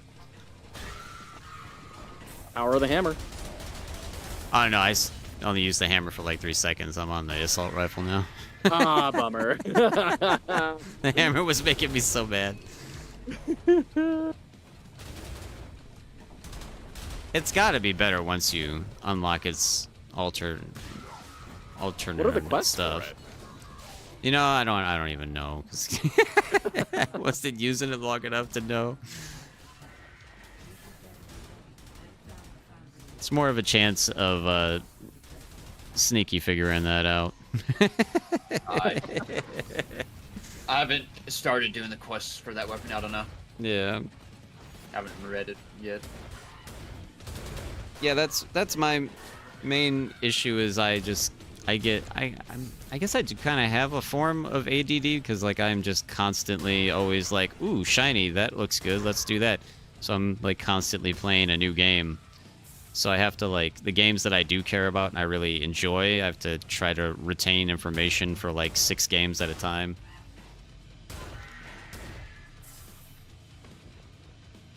That makes sense. Well, especially when you're like spotlighting them on a YouTube channel, right? Like, Yeah. Retromation, that dude plays like 5 new games a day. Like, there's no way he's maintaining any of that in his head. Yeah, exactly, yeah.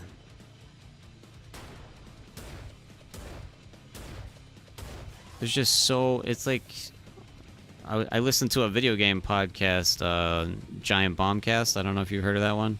Yeah, of course. Yeah, and they were like, they keep saying, they're like, oh, it's gonna be a bad year for games, like it's drying up, and I'm like, are you guys crazy? Like, every few days there's something epic coming out. Like, I don't know if you've seen V Rising, but that game looks incredible, and I keep watching videos and I keep telling myself not to get it yet, not to get it yet. I don't need to start this game yet, but I'm like, I kind of want to start this game because it looks so much fun. But it also feels like one of those games that, like, it will be the only one I want to play. Like, I will want to discontinue everything else on the channel because I only want to play that. Some of my friends bought it and played for like 30 hours and haven't played since because well, it just got a big update. Yeah, though, so it's in its maybe... full release right now, so there's a ton of stuff going on with it now. Yeah. So maybe if they try again, but yeah, I never bought it. It just looks incredible, and it looks like everything that you want out of a Diablo, but with vampires and with base building and everything. Like, well, I was a huge fan of their prior game of Battle Rights. Oh, what was that about? I don't think I saw that one. Oh, I just died. Bummer. It was a arena-based PvP, skill-based, top-down sort of thing. Oh, we all died. Oh, fun. Yeah. This is never a good place to be. Yeah.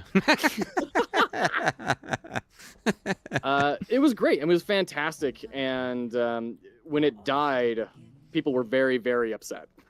It had a very, very loyal community. I do remember hearing about that. Probably from the Giant Bombcast, actually. It wouldn't surprise me. It was probably in one of their news segments where they're like, people are very upset about this. That does sound very familiar now.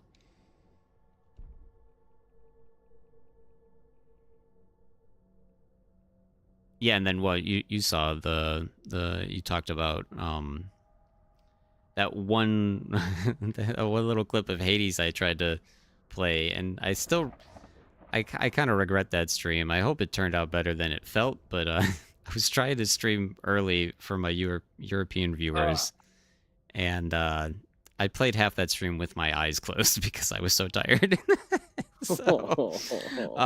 But just the parts of it that I was playing, I'm like, and Hades 2 is so glorious that I want to play more of this too. You know, like, yeah, I gotta find time to fit that in the schedule as well. Like, it's so good.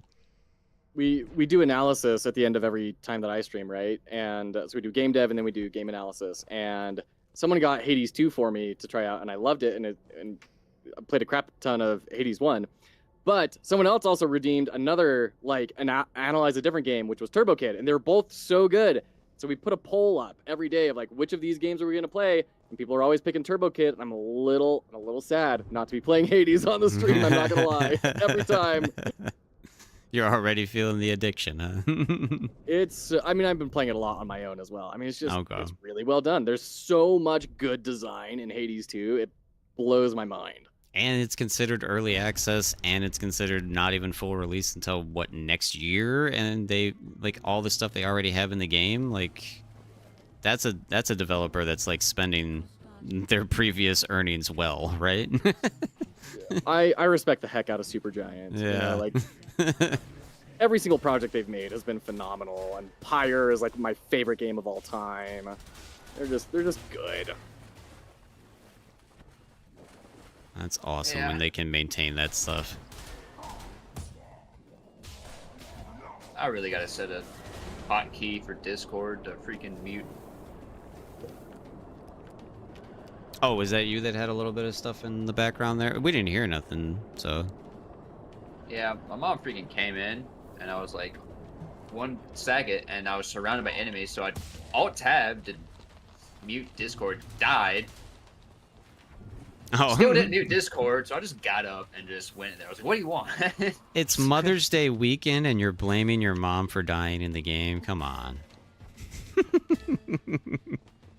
Well, when I hold up my finger, she knows that I'm, like, doing something. So I'm like, alright, hang on. I just gotta set a hotkey for Discord. I still haven't done it. For some reason, just to hit a button to mute Discord. Yep. Again, that's not anything I know anything about, so...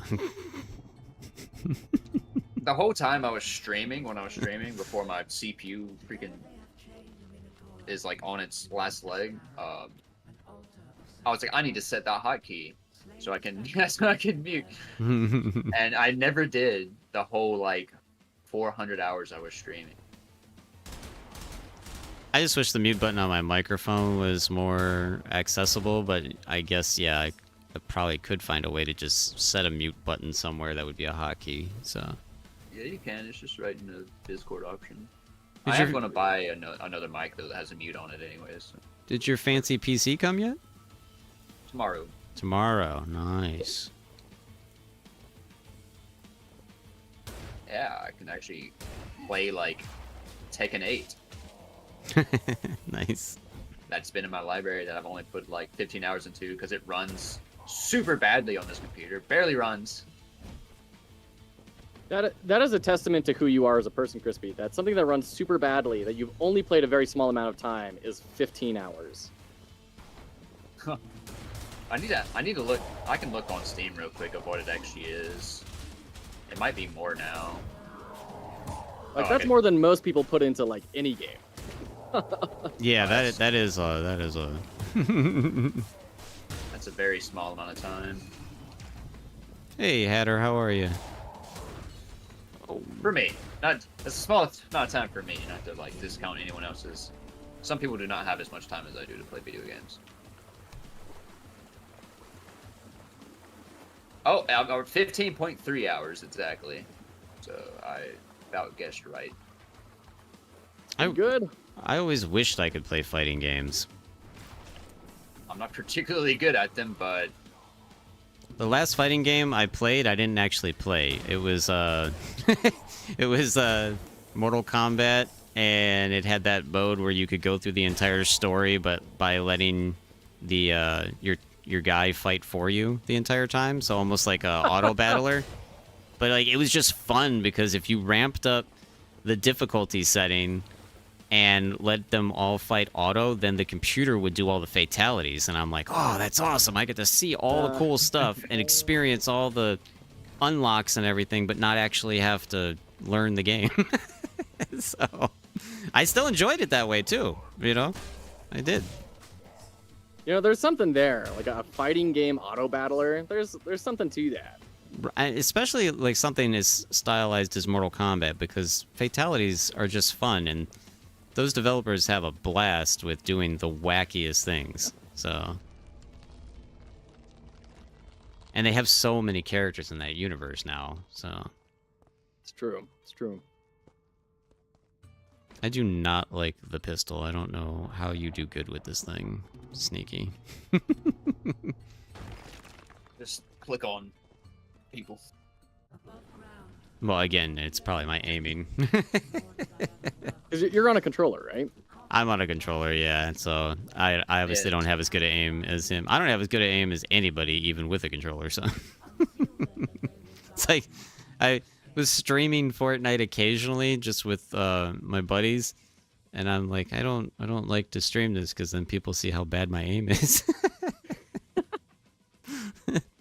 Well, one thing that does actually mess up a lot of people. Some people know how to use it, but a lot of games just with controller support come with the auto aim assist, yeah, turned on by default. Fortnite does that, yeah. Yep. You should turn it off. You'd probably do better. Well, no, because you know, Fortnite being free and you can make free Epic accounts. I made an actual extra account so that my buddies could get the bonus stuff whenever there's like the whole new account stuff from a person or whatever. So I had a brand new account on the PC, and I tried playing Fortnite on PC with a controller, and I felt the difference instantly without auto aim. I'm like, oh my god, this is horrible.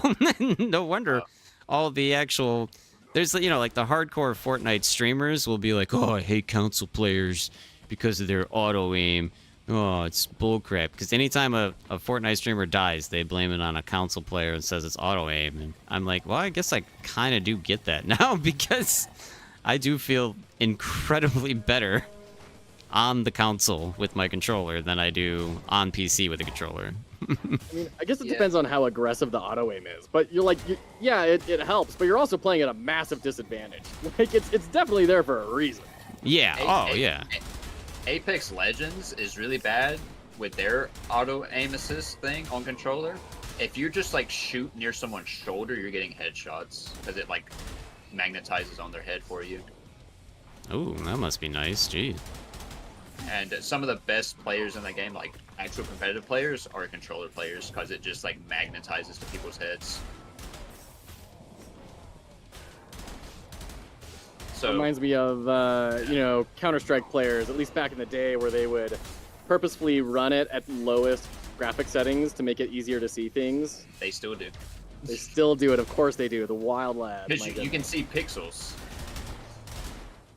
on corners. You can see the pixels change, and you know, oh, someone's there because this pixel looks different. That's crazy. And that's just because it's old.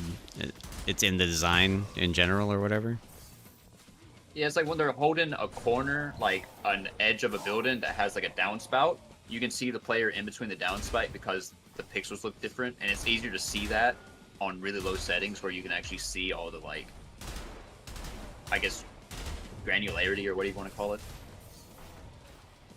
More easily. Probably with aliasing all turned off, so nothing is smoothed over. Nothing's so you get smooth, jaggedy edges. everything's jagged, you can see everything, and so when they see that color change, like someone's looking between the downspout and the building, and they can just headshot them. That's why they run on low settings for Counter-Strike specifically, just because of that.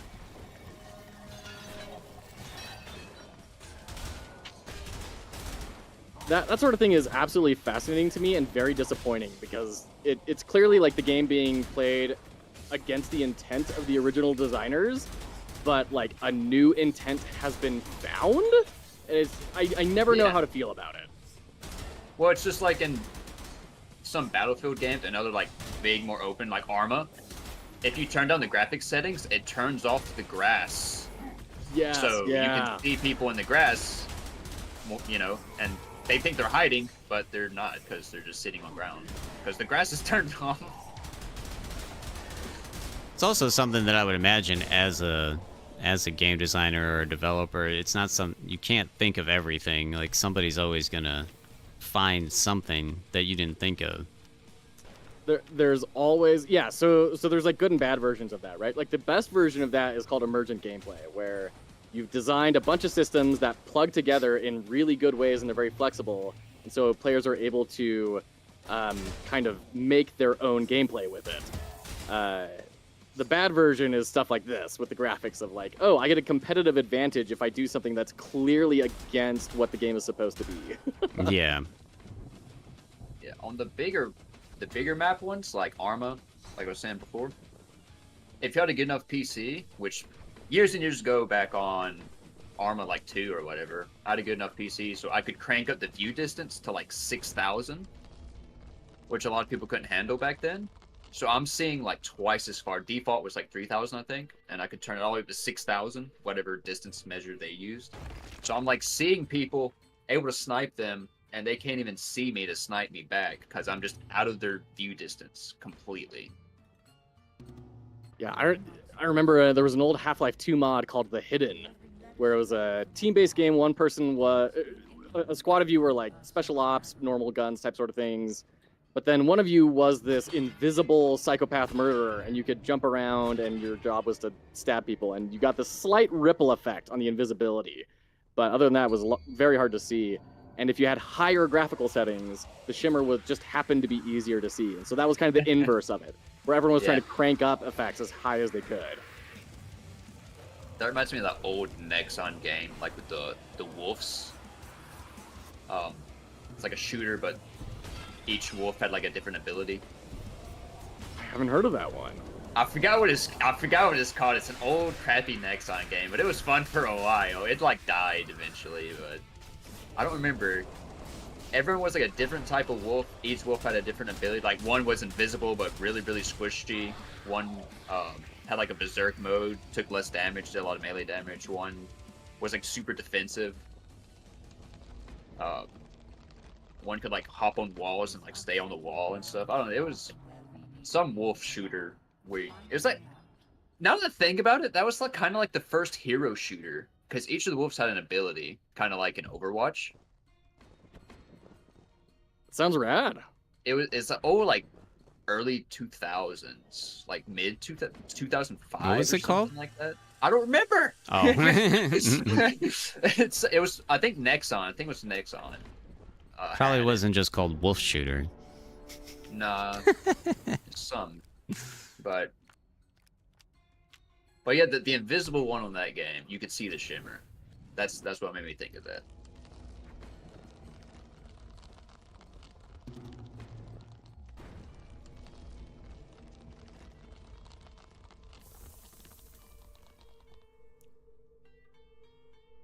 So how long have you been doing content on YouTube, Joe? And I know We you're started on this Twitch up as well. in- Yeah. So we started this up in November, a little bit after I got laid off from my previous position, and decided, you know what, let's try and do some good in the world and try to help people, because clearly we're just lines in a spreadsheet to these big corporations. So might as well, try and help some people out. That's awesome. I went the wrong way again, didn't I? Yeah, you did. Yeah. You've been doing this for a good while, right, Crispy? Like over a year? Yeah.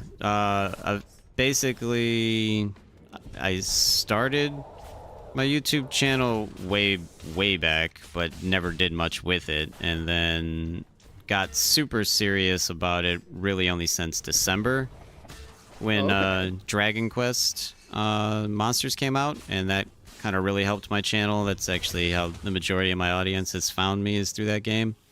Interesting. And all the challenge runs and speed runs that I do with it. But before that, I was doing a lot of like Fortnite content, a lot of shorts, a lot of just random streams. Actually used to do Facecam for a while. What? I told Sneaky about this the other day too. I'm like, I could bring Facecam back anytime. It's just I probably feel like I'd be along the lines you look very dapper on all your streams, and it's I'm like, that's kind of the way I would be too. Like, I want to be very impressive looking. I don't want to just turn on a camera. And I feel like I've always taken my appearance very seriously, and that's the main reason why I don't want to turn on a camera, because I'm like, I don't want to have to get all dressed up like I'm going out just to sit here and play a game. So I don't care about that at all, dude. I just play in my pajamas. When I was streaming, same shirt 3 days in a row. It's not that dirty yet. No, man. Well, that's just the Asmongold look, right? Yeah, right. Yeah. I'm like 110 pounds. I am very much like reminiscent of Asmongold. I'm actually bald now. Or I shaved my hair off because I'm like super bald on top, so I'll just shave it all off. But yeah, very reminiscent of Asmongold actually. There you go. But yeah, I'm just grinding away. Got to get to that 500 mark is the goal right now. So. Yeah, I'm eventually going to get back into streaming myself. Awesome. You're almost to the 1,000 mark. You need to get to the 1,000 mark. We're very close. We'll probably hit it by Monday. Nice. That's awesome. Congrats. Problem is watch hours. We're pretty low on watch hours. So Because you mainly stream on Twitch, it seems like, right? I mean, well, you're doing a simulcast, but it seems like your viewers are mainly on Twitch, it seems, for the stream, right? Yeah, YouTube streaming has not provided a whole lot of visibility for us. Although it is starting to push stuff out. Like, randomly, we used to be getting like 50 views on the streams every now and again. And now it started exploding up, so regularly getting into the hundreds or even thousands for some reason. I have no idea why, other than maybe YouTube just kind of figured out who likes to watch this. I don't know. Yeah, the algorithm is very, very bizarre. Like, I have some streams that... Look, my average stream count goes anywhere between 30 and 50. And then, like, some of them will blow up and go, like, over 200. And I'm like, oh, crap, I should go back and stream that game again, shouldn't I? Oh.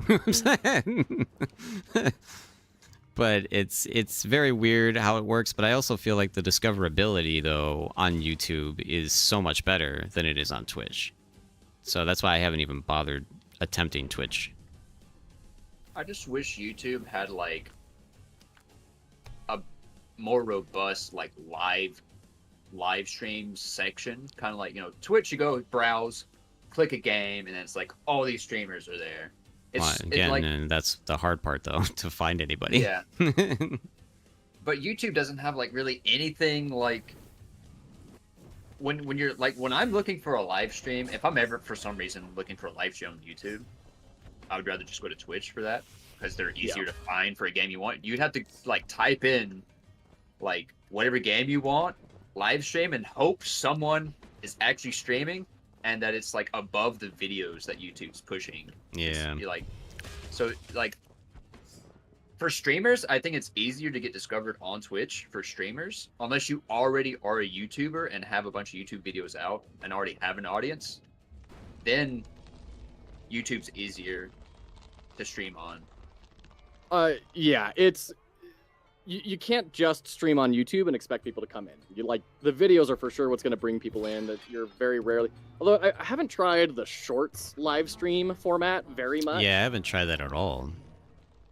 But supposedly that's doing a little bit better in terms of getting streams in front of people. But yeah, it's rough. Really the discoverability. I've seen people talk about this online too. That if you want to start a new gaming channel, don't do live streaming.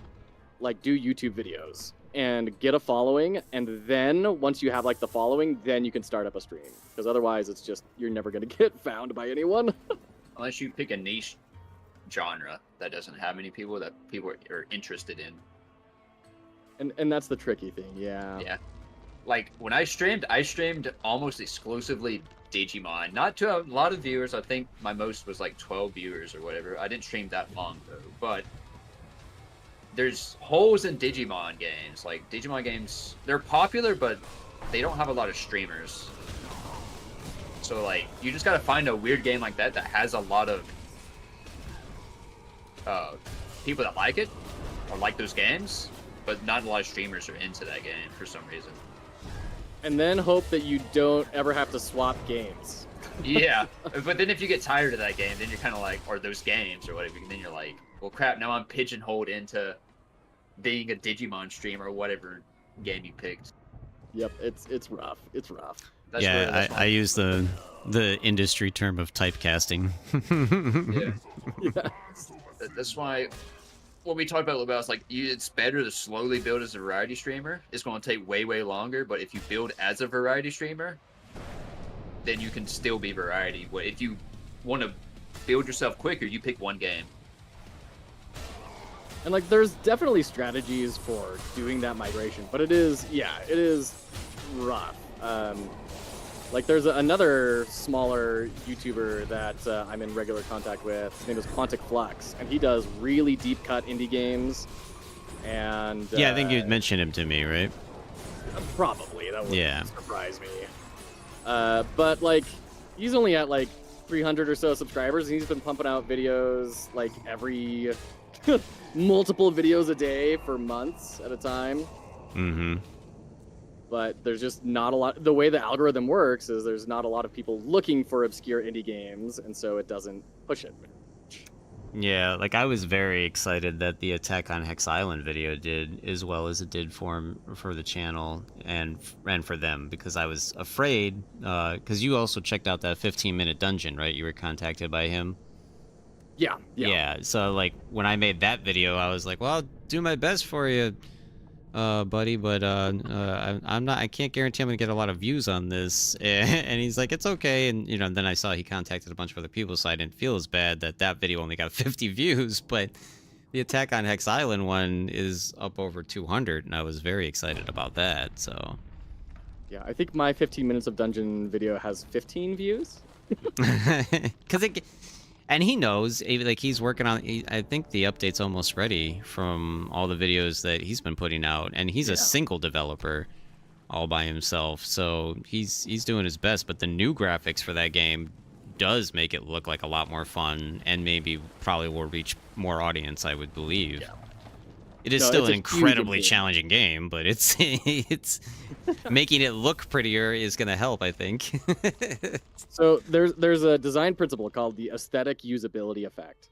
And it says that if your thing looks better, people will think it is better. Right. Well, that makes sense, because that's kind of like how people choose everything in life. Hey, that food looks good, so it must taste better than this, you know? Like. Yeah, 100%. So, I mean, I think he's got the right idea. I'm really interested to see how it shakes out over time. Yeah. It's and again, like, the graphical style does look really good, so I'm really excited to try it. I just hope it comes out soon. Actually, no, I don't hope it comes out soon. I hope it comes out like next month or the month after, when there isn't 18 other things to play. So that would be nice. Let it come out once you finish Eiyuden Chronicles. That's not gonna happen anytime soon. Holy crap, that game's huge. Oh my god. I do love that game though. Yeah, I thank you for finding that for me. I'm gonna definitely work on. I might even try to work on that Office stream just to have it so that this stream is more tolerable.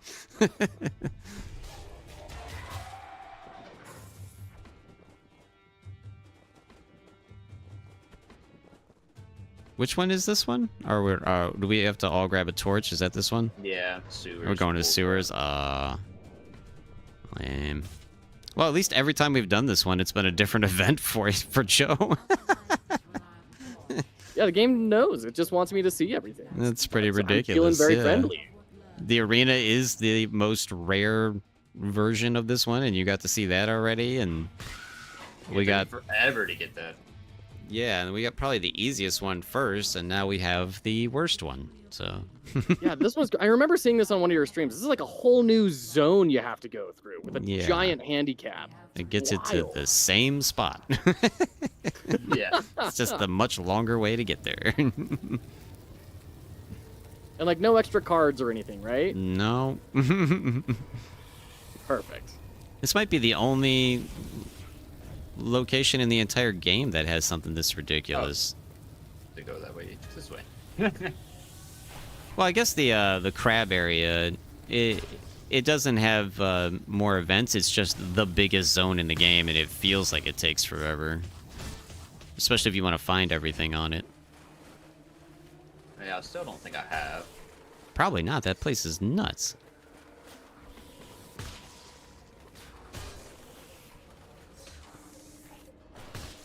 Oh, but then, so what I was hearing from both of you guys is that I should start streaming on Twitch.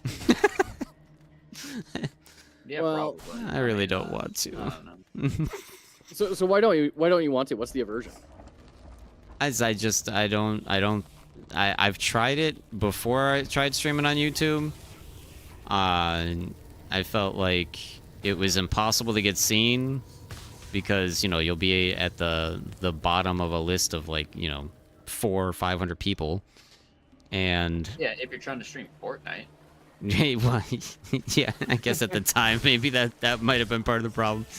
And with YouTube, it's just nice because everything is being recorded and staying right in one place. You know, like, so this stream will become an automatic VOD on my channel, you know? And with Twitch, I would have to, like, download that and edit it separately, you know? So I don't like that. Multi-stream, man. You don't gotta pick one or the other.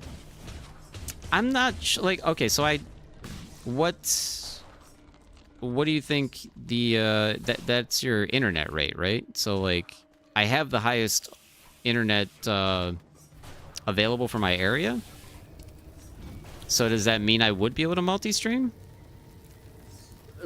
Probably. I mean, I haven't really experienced any problems with it because we have pretty good internet. Okay, so you haven't experienced any lag or anything like that by doing both at the same time? No one's mentioned it to me.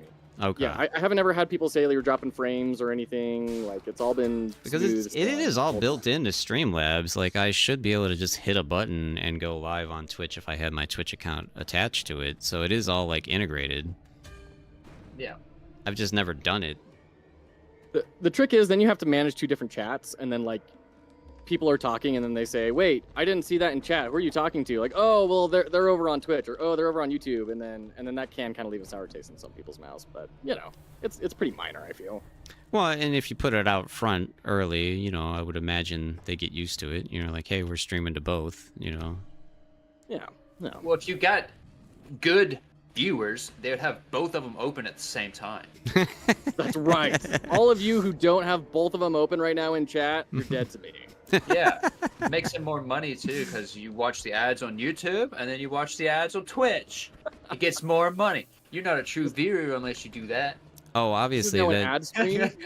I was gonna say that hasn't become an issue, but I forgot to even bring that up, and you didn't bring it up either, though. So I guess it's not been an issue because I've noticed that you have like ad breaks on your streams, and we haven't stopped for any ad breaks. So like, did we mess something up on your stream? I'm sorry. No, when we do stuff like this, that is either a game that's like really hard to pause or doing it with other people. Like, I'm not gonna ask all you guys to pause during my ad breaks. If we were doing an interview or something where it was more direct, like one-on-one and more in control, yeah, sure, we'd break. But okay. I forgot it's a little entirely, and then like you hadn't brought it up, so I'm like, well, it must not be an issue now that I'm thinking about it. No. It's mostly a big deal during game dev because like people want to see, you know, what progress we make. Like I think there's an investment there of what happened since the last time I came on, and I don't want to like miss. Oh, they found the solution to the bug that they've been screaming about for the last hour, and you know, what was that moment? You know, that's a big thing to miss out on. Yeah, like the equivalent would be getting a pentakill or something during an ad break. Like that's just a big bummer. My small stint of streaming that I did when I was doing ad breaks, if I was just like grinding or doing regular gameplay, I would just not stop. But if I'm like about to do a boss fight, I would stop and just sit there and wait for the ad break to be over. Well, that's reasonable, and yeah, and I'm sure people thanked you for that. Honestly, I don't think they cared. Ad breaks for me are particularly advantageous though, because I typically have my like 3-month-old son with me, so it kind of gives me a little moment to go change the sniper, get him some formula, you know, take care of him a little bit. Yeah, at the beginning of today's stream, I did see your little guy there, so looks real cute. Yep. Yeah, he's a good coworker, that's for sure. Yeah.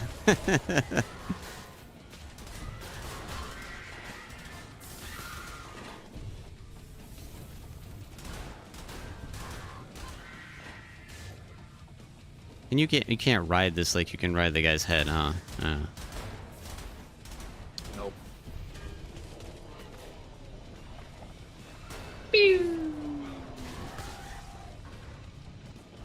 This is the least amount of damage I've taken on this stage ever so far.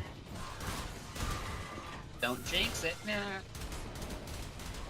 I'm mostly just letting you get all the kills, so I'm just dashing around. New strategy.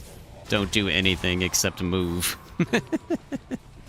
Ah, yes, the Aura Paladin. I've played that build a couple of times. It works. Also how I courted my wife. I kind of just stood there and walked around a little bit. Nice. If only it was always so simple. How long have you been married?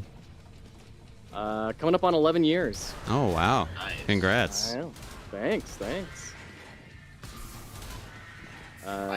One of our favorite statistics is that during those 11 years, we've been confused as siblings more than once. So What? that's good times.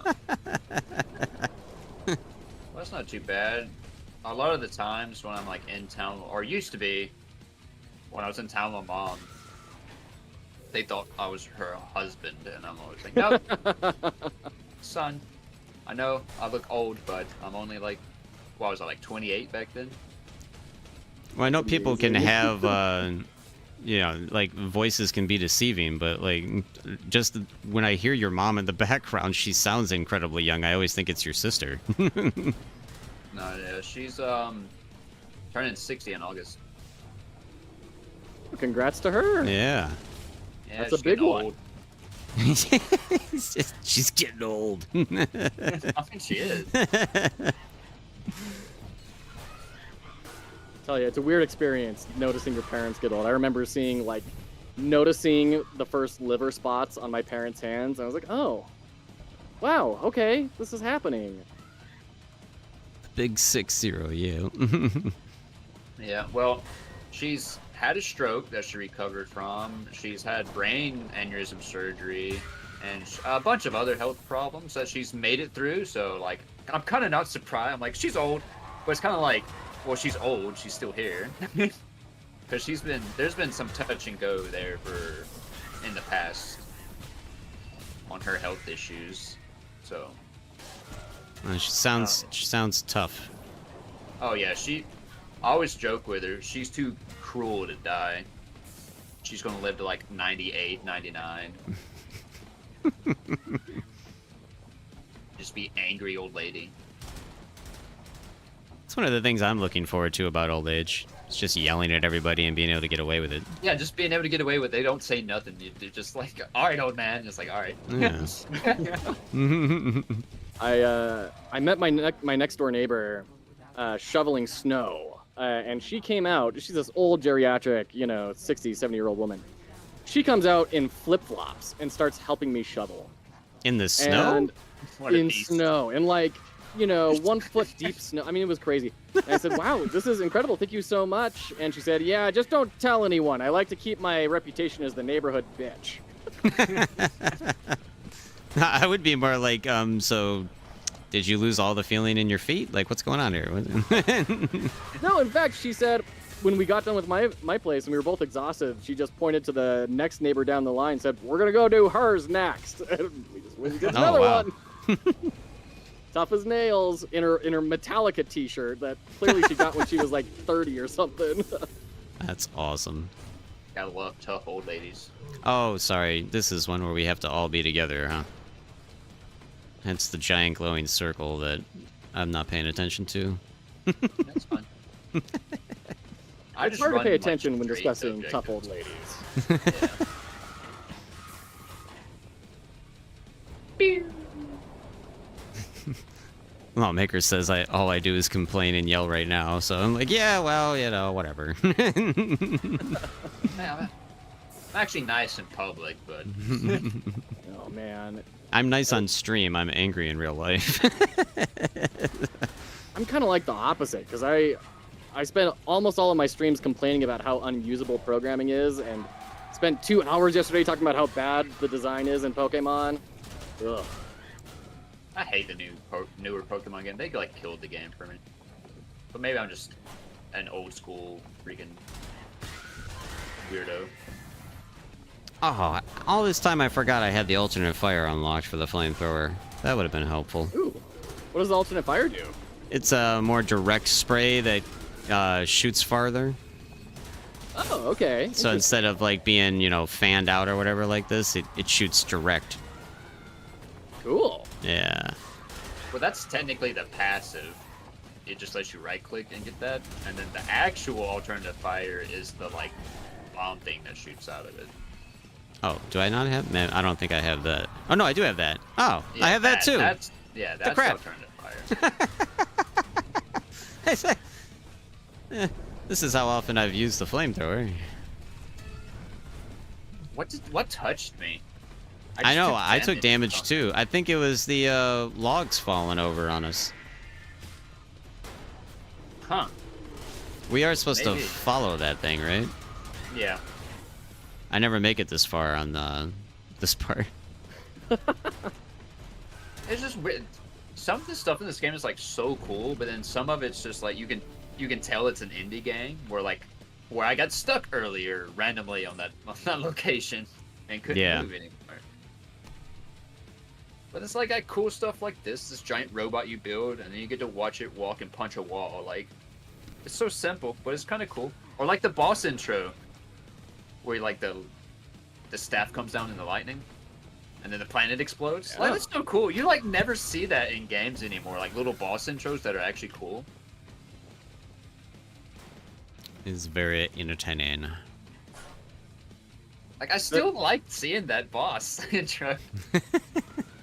The big trouble with stuff like that is how do you justify doing those intros when like it takes weeks out of development that could be done like making a cool new weapon or something, right? So it's like it's hard to justify building it, but it's kind of one of those invisible values that you can never justify in a boardroom, but that really improve the experience. Yeah, it makes me care about the boss more. Like short intro, I don't want a cutscene. Like a long like cutscene. I just want to skip that. But give me like a 10 to 15 second, just little like something happens and then you're in the boss fight. Like that's cool. I'll take Is that. this the boss fight right here? Where are we? I don't know. We just finished. Yeah, this should be the flamethrower guy, right? I can't remember. I just know it's the farthest that we've made it, and Joe mentioned that he has a hard out here in about 30 minutes, I think. That's true. That's true. So we don't want to, like, if we can actually get out of here with him actually making some money, that would be good.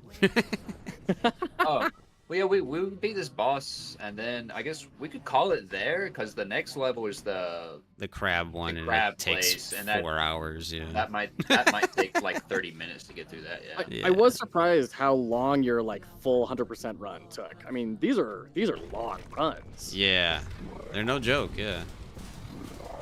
Well, the 100% would take so long because you're using lower tier weaponry. If on solo, just like running through with like the flamethrower, whatever setup, I think I got through the entire game in like 45 minutes. Yeah, the first time we beat it, and we beat it with the bad ending, and we just were doing whatever we wanted, it only took like an hour. But after, yeah, if you're trying to do the hardcore, actual, you know, And the weapons over here, by the way. best run, Thank you. true ending and everything, yeah, this is a very long game, because that sword is just awful. Swords and daggers. I'm not gonna lie, I kind of feel it was a little generous of them to give you like a cool sword to do it with and daggers, because like the description of the broken sword is he knew in order to get into Elysium he just had to bare knuckle box everything with his bare hands. I was like, oh dear, I see where this is going.